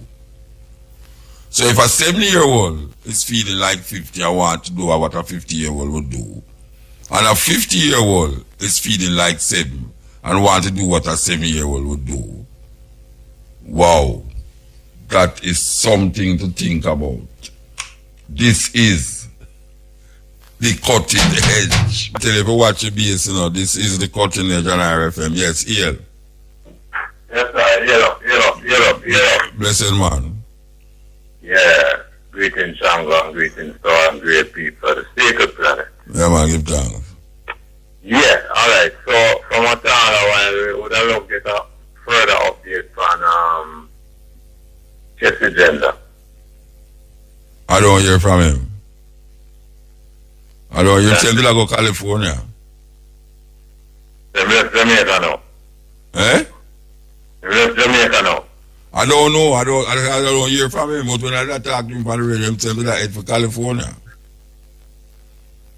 Yeah, well, we just put out the sound. So that was strong in this time, Fire Jesse. I mean, yeah, from them early time they were used to listen to and Mutabaruka upon certain thing, so they have a voice in our brain, I always come on and start by chanting himself. So just was strong in your time, Fire, and health is there, man. It's not dormant, impossible. No, well, him find the help, say, him say, I go to Cuba. Cuba, yeah, but him still have to go to operation. Yeah, well. There's other alternatives where, non-invasive where can fix the thing. So if you look around a doctor see with it, and so it's easy, man. So if you're a listener, anyone listen, man, make a link with and with a drive for help spreading the ICM. Yeah, well, he might talk about something where he knows, say, well, you have people who went to Cuba with the same problem, and them see them come back and get through, so I guess he might use that as a stepping stone, So I'm not the herbs as a bit I think it did make sense to something, I don't know he must see something we can get him better. Him not, whether it's herbs or not, he must see something will get him better. And him said that is an alternative to where him did say other people go through. And him said this is why him would have liked you, so, Alright, well, get an update from him still. Yeah, well, maybe if I'm listening, I call, but I don't hear from him time. I can't tell me say I go to California. Alright, so you can pass on the number if I'm shortly. Pass on the number, I do have the number. Which number? You don't know, really? Me don't know the number. I mean, you might have given me the number, but I don't know which one I could have find the number here right now. Alright, but you know where you are. Hey, it's on my phone, man. Oh, me know what man ask, man. Me know what me attack. What is the one, man? I got look it up before they put it in that still. Alright. So, this house, man, I was able to the one to turn out to support the resistance move, Yeah, man. On Friday is another part of that, too. Yeah, another chapter in the journey, and it was, I have never seen this still, but the drive for the artists, them are forward out. Yeah, not a many, though, not a many. Not a many at all. I mean, not a many, but who cares, No, I know. Whosoever will come. Million. Whosoever will come, man. Yeah, 1, 2, and 3. Yeah, man. When a journey of 1,000 miles start with one step. Yeah, the iron, the other ones, yeah. Yeah, man, give thanks, Virgin. Cutting edge, EL. Yes, Muta. Blessed man. And good day, Jamaica. Good night. A day and a night make a day. 24 make one day. 12 in a day, 12 in a night. So, long time Jamaica don't hear this right. This is Mutabaruka, David. Yes, Muta. Long time we touch this scene here on this program here. You never talk about firehouse. Fire no house. Fire is here. People of Jamaica, when you hear them talk about the mining in the Catholic country, it's a very serious thing. Them say that mountain produce what percent of the water in this country. If you trace Black River, it comes from the Catholic mountain. Right? Check the mountain, you know, if you look on the Jamaican map, you know, you see that eye rising because some people don't read the scale of the map. You see that high mountain in the middle of the country. Right? Those who do not know the Catholic, I'm going to tell you about geography. That high rising mountain is in the middle of the country, stretching from Montego go straight across the country, go straight to the Blue Mountain. That's the Catholic country. Right? So, listen this now. Look at Wyoming River. What I'm teaching today, they dry. Right? Alright, look which part you find you are and which part the backside company is. Coming across over to Chapeltown where that river course coming down. Right? Good. You see that river dry? People in this country, you see that river dry? Wyoming River, Red River? Right, so if you know geography, look on the map, and the map is here right before my eyes. So, this thing, all of body in Jamaica is supposed to get up and talk about this thing. Alright? We're not supposed to remember this voice here. Remember when I was talking on Mr. Perkins' program about the backside company where the water get up into? And I tell you, well then, at time for the land, stop dig out and hurt much land. Right? See, Jamaican people, them dig out down at the backside place them because you can see water pumping out there, they go too deep under the mountain. Right? See that water get up under the plant. Plenty people are hide. That's why the plant that goes on night time. And send to other company. And there's a problem here with the water coming up under the plant. People, no must listen to this or no. Right? People of this country, see there? We is one of the countries in the world that three countries in the world that produce backside, and we is one, actually. We can't buy a sheet of things to put on our house. Mount are you there? Yeah, man, I get a chance to talk. Yes, I'm soon telling you say I have to go play advertisement. So many things come out of the dirt, and we can't buy it, not even the car, we can't even buy it. Right, so you have to know, agriculture, what do we do, you know? Too much digging up the land. And if you come to touch bill, Muta, I need that clipping to play back from in 2014 from Liberty Hall, you know, with this Marcus, the everything. Right? Well, I come out and say, yeah, I know. I don't want none of the cane piece rat to leave out of the cane piece and come in Marcus, the everything. Remember that clipping, the video here. Some, after that meeting, Muta, some people at the gate armed. And you inside you're talking something at some point, you want to see.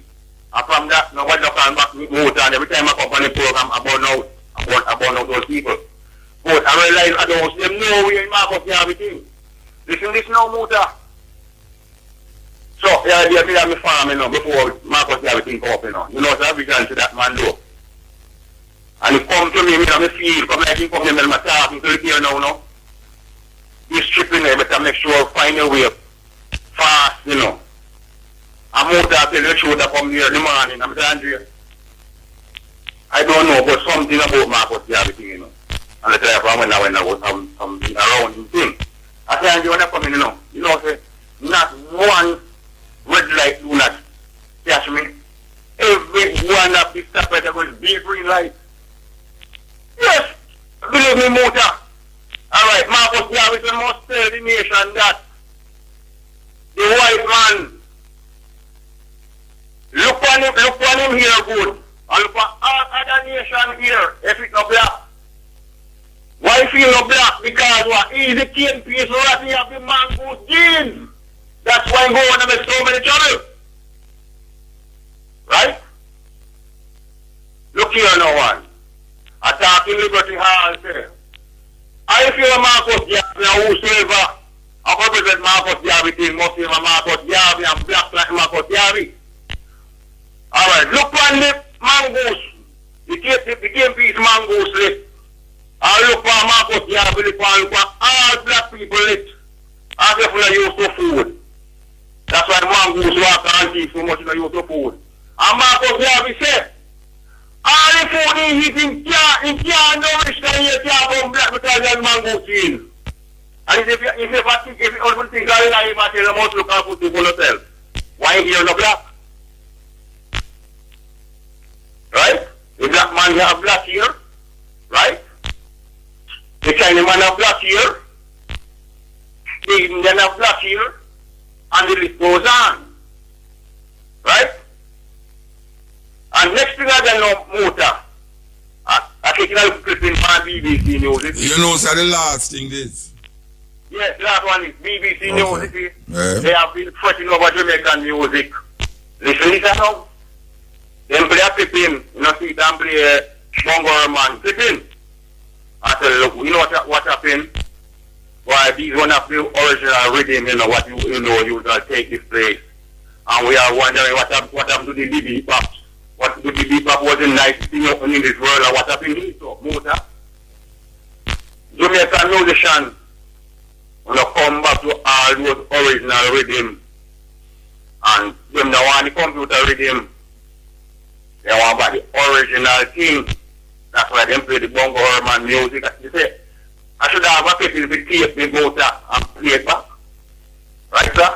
So, you can tell Jamaican music to look here.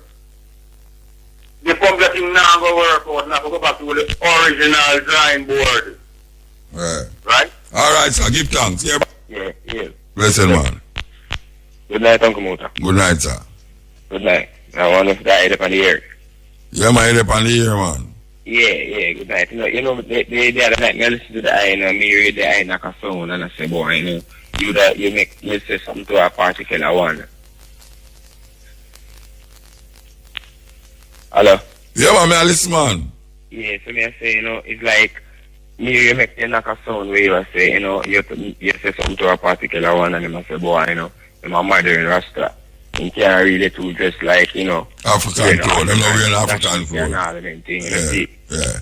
So me I say, it's not really too surprising still enough, uncle, because, based upon how I see most of the listeners just by listening to their music, you realize that most of them thinking as Rasta, them thinking kind of Americanized same way, So even though you hear them sing about Africa, or I wonder if it's just a cliche thing for most of them. So, I something really do think about it. It always puzzles me how much most of the Rasta them dress. Especially the one that we sit on the front scene, like the musical, the artists, Yeah. It always puzzles me. Most of them, when you see how them sing, them just as according to how them sing. Yeah, them just like them a go up on the runway in Milan and Rome and Paris. Them just like Rasta, most of the artists them know where you see after Rastafari, and them don't dress as according to, Yeah, them not project what them a say. You see the thing with Jamaican artists now, if it was a normal place where the artist just sing because he is an artist. In a Jamaica, artists are sing and I expect, say, where him a sing, say, you must really listen to it to the level of consciousness. Exactly. Yeah, but when you check film consciousness, it just stay in the song. Yeah, but the other thing, when you listen to me, I wonder if I really the contract where most of them sign, No, man, nobody don't sign no contract with them to tell them that, man. That's a man. No sign no contract, man. And them do that in them art. And that's what them mind there. And that's what them mind there. Nobody don't tell them to sign no contract, man. And all time later. We say, would I love to see the artists, especially the artists, because them have to know, say, right now, I'm speaking of Jamaica, the people, where the people them sleep on TV, them, so Rasta. Of course. Yeah, understand what I'm saying? Where them sit on the TV on YouTube and them say as Rasta. Yeah. You know, say, I did in a market one day, you know. You know, and we had gather some fruits one day, you know. But I locks not really too, you know. Yeah. It's not really too flow like how you see most of the youth them locks are flow, you know. Yeah. And everybody locks are flow the same way. Yeah, TC. And thing. I will not really come judge no man and say, boy, you know. Me not judge them, but locks was not made to be a fashion statement. Yeah, we agree with that, you know. See. But how I feel inside still, you know, and so how I feel inside, I just don't see it just come out, I will just know natural make it just grow. Yeah, make it grow. So I got to just see her in the market and I say to her, I say, yo, you know, to see them locks to stop wear. Yeah. You see, yo, what do you mean by that? What do you mean them locks to stop wear? The Rasta man you attack me, you know. The Rasta man locks must look. Yeah. You know what the lady said to me, say? What?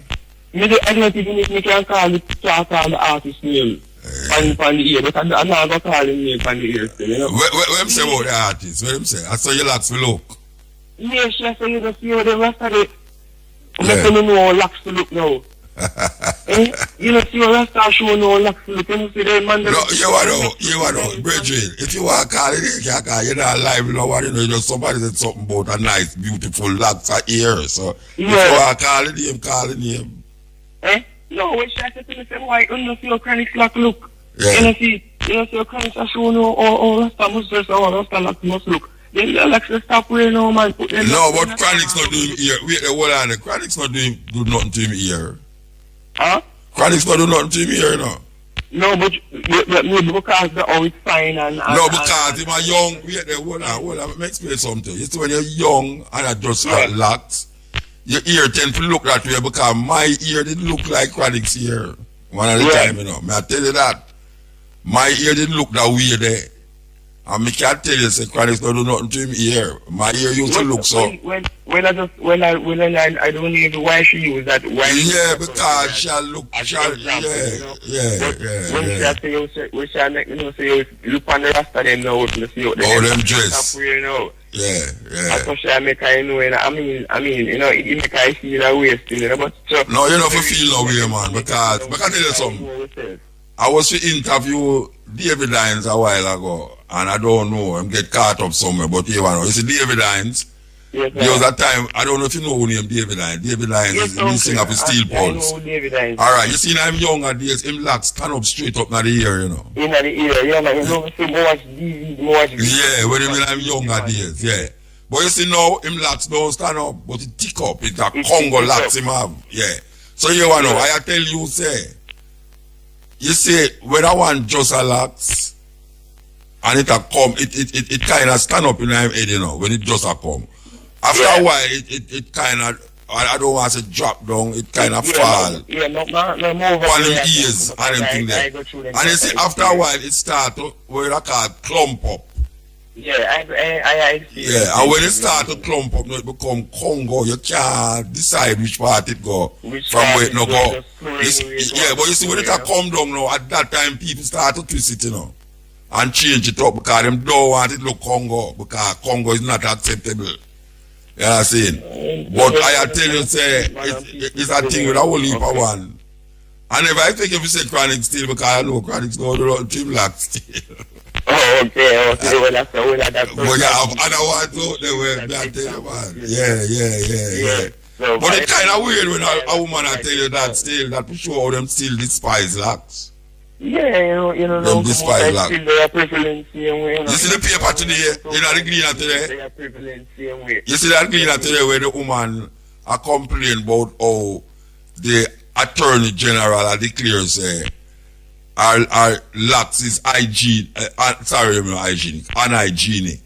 Yeah. And them don't want, well, the school, I have the paper right on, so you know. Where the Governor General? Not the Governor General, man, the Attorney General. The Attorney General, not the Governor General. Oh, the Attorney General. Yeah, the Attorney General. Start to show her what the law say about them weird looking ear. I mean, like, really, you know what I mean? Anyway. Yeah, but Uncle, you know, so I listen to news in Antigua and Birmingham where the Prime Minister, I think the Prime Minister over there, build a school, say that's Rastafari children can attend.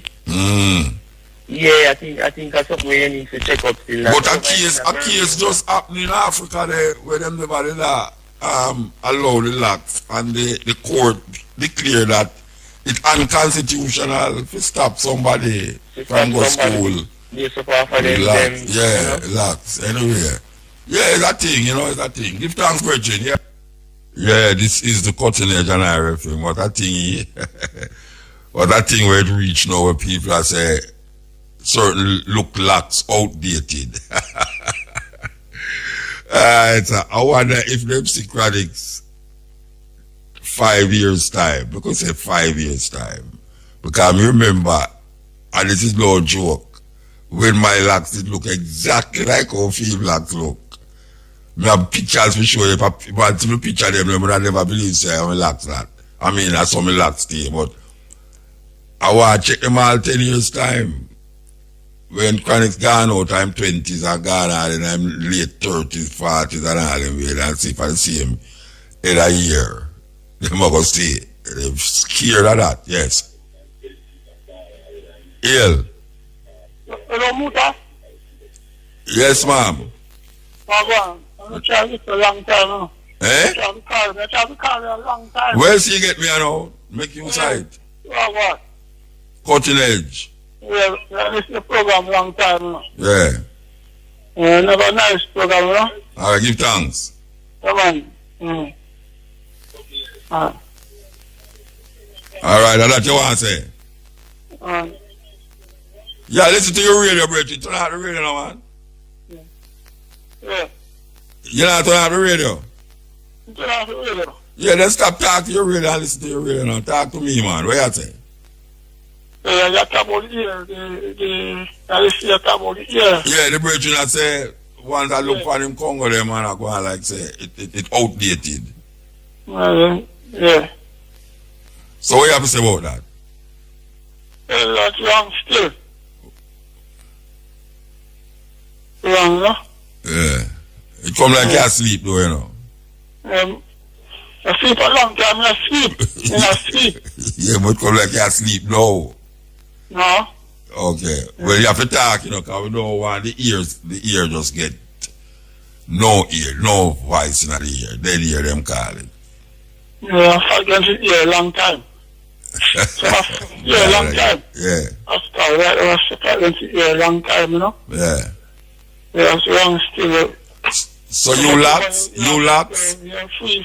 You locks? You know? You locks? Yeah, you locks, yeah. No, you locks? No, I'm not locks. Okay. But a long time I'm against the ear. Of course, yeah. I'm against the ear a long time. Yeah, it's wrong, free. Do you want to do? Yeah. Yeah. And I listen to you a long time, I listen to you, you know? Yeah, man, give thanks. Yeah, I listen to you from 2005. Oh, yeah? Yeah, man. Long time that for you. Yeah. Yeah. All right. Yeah, man. Take care. Yeah, man, give thanks to hear from you, man. Yeah, man. Yeah. All right. See, Rasta man, we have some serious Congo dread, yeah. And that them start to free that. All the rats them who make them ear grow as how nature intended it to grow. Yes. And the griefs I saw to feel such pain and tribulation. And all the rats them who recognize the locks where the Rasta man come with in a Jamaica is a defiant resistance that he might express, a cultural expression that define a people who recognize the power that exists in nature, and how nature grow him here is how we make it stay. Yeah, this is the cutting edge, yes, here. Yeah, good night, Mota. Yes, sir. Yeah, they are listening to this program tonight, and I have a few words them want to pass on as me kind of I listen to that program a long time. Mm. Yeah. You know, me always hear say, you know, the kingdom of the blind, the one eye man is king. Yeah. You know, I hear talk that way tell the nation year go. Yeah. So one day I in the country in West, and I would have made one eye spiritually, you know what I mean? Mm-hmm. And it's like him brought forward to me, I say, hold on, like, I will write the Bible. And I say, you say, Shakespeare write the Bible. And I say, what are you talking about? Yeah. So I say, alright. Oh yeah, show me the proof. So I said, oh, going up Psalms 46. And count 46 word down. And 46 word go up. And 46 word go up. 46 word up and go upstairs. And I said, wow, this is like very clever, you know. See, I want to let them initial in a place like this, and if you now look, will open my eye, you won't even see that. Yeah, but I don't think, I know him write the Bible though. Well, we can understand that, but them translate the Bible, but I know them write it. No, I'm saying I kind of understand that by now, but the fact that it does like the clue does the train us like Psalms 46, 46 word down, up. 46 word up, yeah. You look kind of ticklish, you know. Of course it ticklish. Of course it ticklish. You know, look, it ticklish. We are talking about look, it ticklish. It's short, uncle. Yeah, man. What is this now? I can show you some other things where it now go tickle you, it now go juke you. If I start to tell you some other things. Your words and some other rest of ones them over the years who kind of realize, you know, make things tickle away again, you know. Then I say, tell you some things and the juke you, man. But watch this, you know. Why do I up on the money into the road?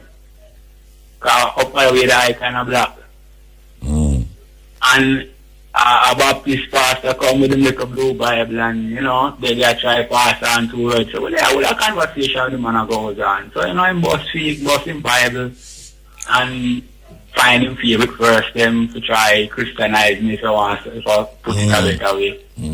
So him said to me, well, you know, this is the 2019 version of the same little blue Bible, you know. And I said, yeah. So after I'm showing me favorite verses, them say, right, I'm going to the Psalms 46 to go to what go on in there. And my favorite verse that, you know. Yeah. And you know, you play a program with when Pastor Ray Higgins, like tell the people them say, watch, if you show somebody something in the Bible, show them in a freedom Bible so them can't say, boy, it never in a people. Yeah. So I read the God and realize that them start changing words them again. Of course. So which part shake, they tremble, you know. Yeah, man, of course. So right, that's them a tickle with perception. Yeah. So I said this come like this even more serious now, because after all of the many years you have shake there, then all of a sudden when somehow I realize about our one at Psalms 46 today, the word come out and change up. Yeah, so I'm sure I say, Pastor, I will change your brother. God still inspire man say, tickle and chickle with that book you see me.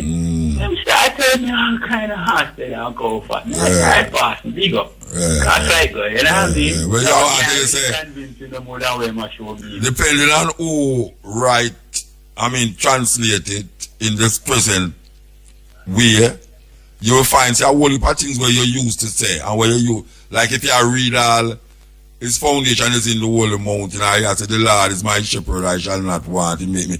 When you read all the new Bible, them know a totally different thing to read, say, you know. Yeah, and that now that will change up the perception of course. Who I read now and who I read going forward. Then look at our bridging. Then you know things like that, the perception what we have. And no, the perception problem, you know. Eh? What you say?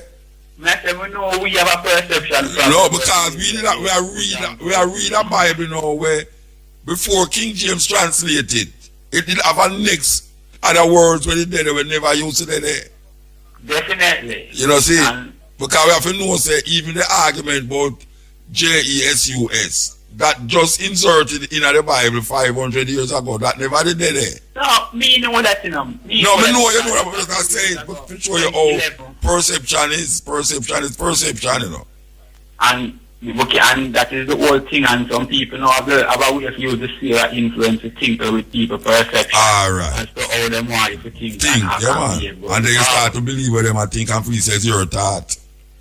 And then you start believing that you are things of you and you know what I mean? Yeah, of course. I start wearing them clothes.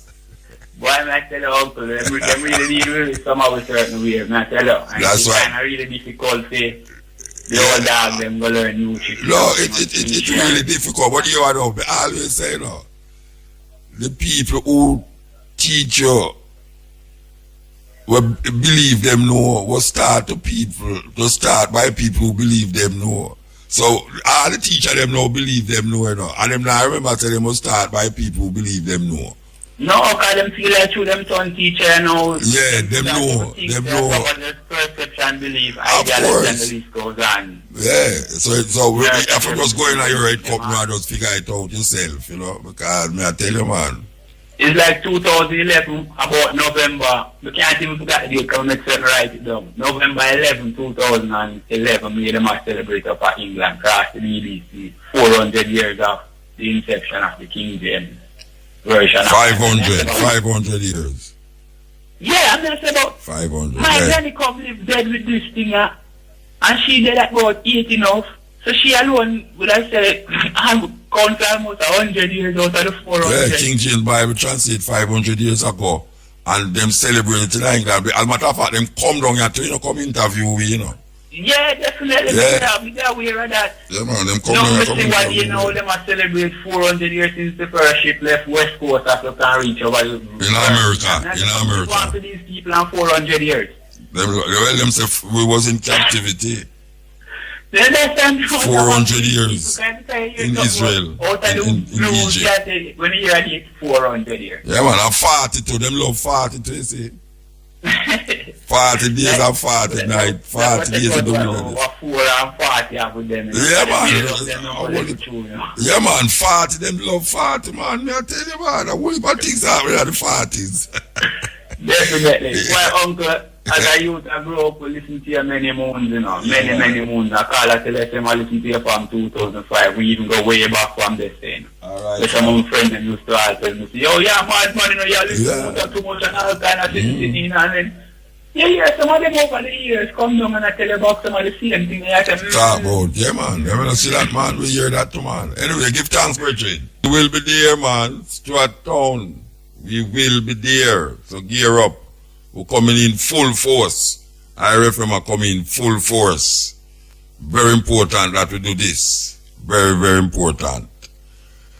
This is the cutting edge on IRFM. We want to give thanks to all the people over the years who stay with me, Over the years, you have some people who stay with me. And it's not easy, For them over the night, you sit down and listen to radio, And yet still have people who stay with me. We want to give thanks for that. So we will be back here little more from this at 2 o'clock, which is the new program that was added. That was added after so much years. Another program was added named The Stepping Razor, The Art of War. Because it is a war we are fighting. Yes, and we have to know that there is an art that governs war. And we have to know it. Okay, here we go. You look Muta. Blessed man, Dingo, you do, man. Yeah, fine. And really indeed have to pick up those loyal listeners, as you say, who stay up hours of night. Because, quite a lot of people say them couldn't stay up so late. Until 2 o'clock in the morning. So really have to big up those thousands of people who stay up loyally and listen to the program. Yeah, man. Until then, Yeah, man. They really deserve them praises that you just... I don't know, if I send you a clip about 16 minutes long about Mugabe, I don't know if I send it to you. It's quite a little while ago it do, but... I've gotten so many clips, but give me in a nutshell, just tell me. No, this one I talk about, we should really recognize Mugabe as the most militant black man that stand up against white supremacy in our country and win. I don't know. Why I said it to you though? Well, I have said the same things in many programs and in many other fora, and other people who know themselves as Pan-Africanists have said that. And while he was here in this dimension, because there's no doubt that I wouldn't even say militant, President Mugabe was the most revolutionary African head of state in the world for many, many years. Because no other African head of state, whether in Africa or in the Caribbean, came out and spoke the truth about racism and fought against racism like President Mugabe. None of them. Yeah, which is true. Because that is on record. And this is why he was hated so much, because he was setting an example for others to follow. I would say Malema in South Africa is another. Yeah. What a powerful man. Yes, and it has shown the hypocrisy of Nelson Mandela and the rest of his ANC people who compromised and sold out on the land issue, which has caused the murders of Africans from other African countries in South Africa being scapegoated and blamed for their economic distress, whilst the same racist majority settlers own and control the wealth in South Africa. South Africa. I just send it to you. So when you're done talking, you can check. Just send it. But I endorse that, and thanks for sending it to me. And belated happy birthday to the physics teacher there at Kingston Technical, and our teacher, fellow Pan-Africanist, Marcus Garvey Jr., whose birthday was on Tuesday, the 17th of September. 89 years young. Yeah, man, I tell you, and him really can't walk, can't talk. 89 years young. I mean, our good friend and teacher to Laxley Comrie passed away not too long ago. Yes, and as you know, Laxley Comrie was younger than Marcus Garvey Jr. Yeah, and Laxley Comrie was the first man who introduced. Nationalist Union Party. Laxley Comrie is the first man who introduced me to Malcolm X. Yes. Yeah, him first introduced me, message to the grassroots. From England and those Malcolm X LP, message to the grassroots. Yeah, man, make me play time office, man. May I tell you? Yeah, man. Can you imagine you have teacher? Can you imagine you have teachers in Jamaica who used to play Malcolm X for make him student them listen to it, brethren? Can you imagine that, man? That is something powerful, man. Yeah, man. The ballot, the bullet. Message to the grassroots. Yes. And also Kwame Tube, who was then known as Black Power. Black Power. Speech, the dialectics of liberation, that LP. That's the Comrie again was the one. Who made us hear that, you know. And thing, you know. And we want to heal up all of the my friends and family there in Jamaica and abroad. And also a serious problem that has been going on for many years, Muta, and still goes on, and you know about it too, is whereby people are complaining that banks in Jamaica closing down their accounts under the guise of so-called dormancy and other kind of isms, and taking away people's money. Absolutely wrong. Them a charge you for services. In Birmingham. And she said she went to Jamaica, had over $100,000 in a bank. I won't call the name yet. And I won't call the name yet because she's gonna be taking legal action. And when she went expecting to use that money that she had in the bank, this was in Spanish Town where the branch was, found that they had closed down her account and gone with her money. So she said, what about people who were sick or otherwise who were not able to put in the money? Surely what about the interest on people's money? And it is true because in Britain, if you have an account, you get interest on the money that you put in. So there is no way that it should be closed down. It's a rip-off. Service charge. You give your money for the bank to keep. I better you think I will put it on the ground. A service charge. Them say them a service charge, yo. Them a charge you for the things where them supposed to do through you have your money at the bank. Your money I take up space. They already have your money with service charge. Your money I take up space No, I understand what you're saying, but that's a report. No, that's a report. That's how wicked them wicked. I say it because I accept it. I say it because I say them. No, I know that. I know that. You just stating the content that they are charging for service charge. Yes. They already have people's money. And them lend it out. Them lend it out and get profit on it.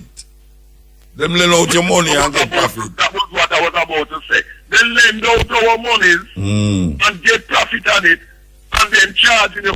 The government, whether they whatever government, because it has happened during PNP and GLP regime, should put a stop to this. This is wrong. This is wrong. Absolutely wrong. People in Jamaica, but some people have gotten back their monies, because when they try to fob off people, as my mother would say, people are determined and serious. Pursue are persistent and threaten legal action and otherwise. And we have people who have gotten back their money, but some people just give up from they tell them, no, you can't get it and things. People should get together. Everybody should get back their money. This is absolutely wrong. Of course. Monies are given, are paid into banks to keep for people for saving, not for the banks to take away people's money. And then that does not encourage people to invest in Jamaica. It's wicked and wicked, man. It's wicked and wicked, brethren. You're not going to invest in our country. So what? When take away people's money. The bank will hold you up on the road and stick you up. It's highway robbery. Exactly. Yes. Yes, highway robbery. And the government stand by and watch it happen. The government stand by and watch it happen and do nothing about it. They are in cahoots with these banks. I wrote a letter a couple of days ago to the Jamaican High Commissioner here, that's George Ramazan, and addressed the issue. And I sent it to you too. I sent the text to you of the letter that I sent to him. Because, and I have gotten a lot of response from people who have sent to saying that they applaud me for doing this, because this has to deal with the government must not allow these banks to take away people's money. It's a case. Must take action because they are aiding and abetting. Yeah, but this has do that. This come up already, over times, over a couple of years. It has been up there in the news, that this thing is what the government is aiding and abetting. That NCB, Scotia Bank, all of these banks is robbing the people. People complain about them. Yes. Anyway, brethren. No, and we have to keep this in the spotlight, Muta. Everyone who has had their monies taken away must be compensated, and it's happening to people not just abroad and Jamaica, but people in Jamaica. Yeah. Remember, you even have people who gone to prison. Yeah. So because they go to prison, you must take away their money. Yeah.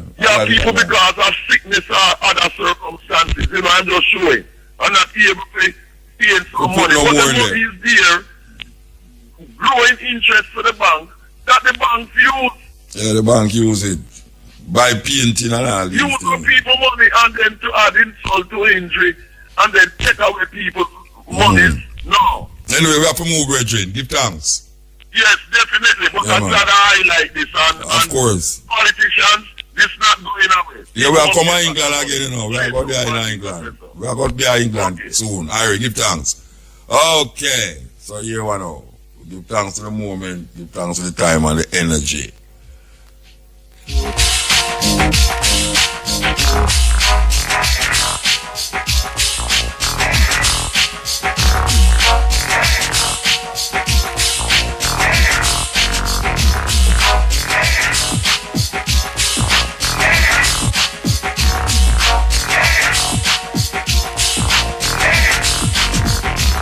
I know this man thing gonna talk about the unveiling of Sea Cole.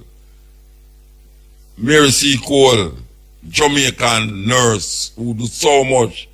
They have a statue in England right now. Them unveil it. Mary Seco. They come forward again in the house in the early morning for me, Teddy.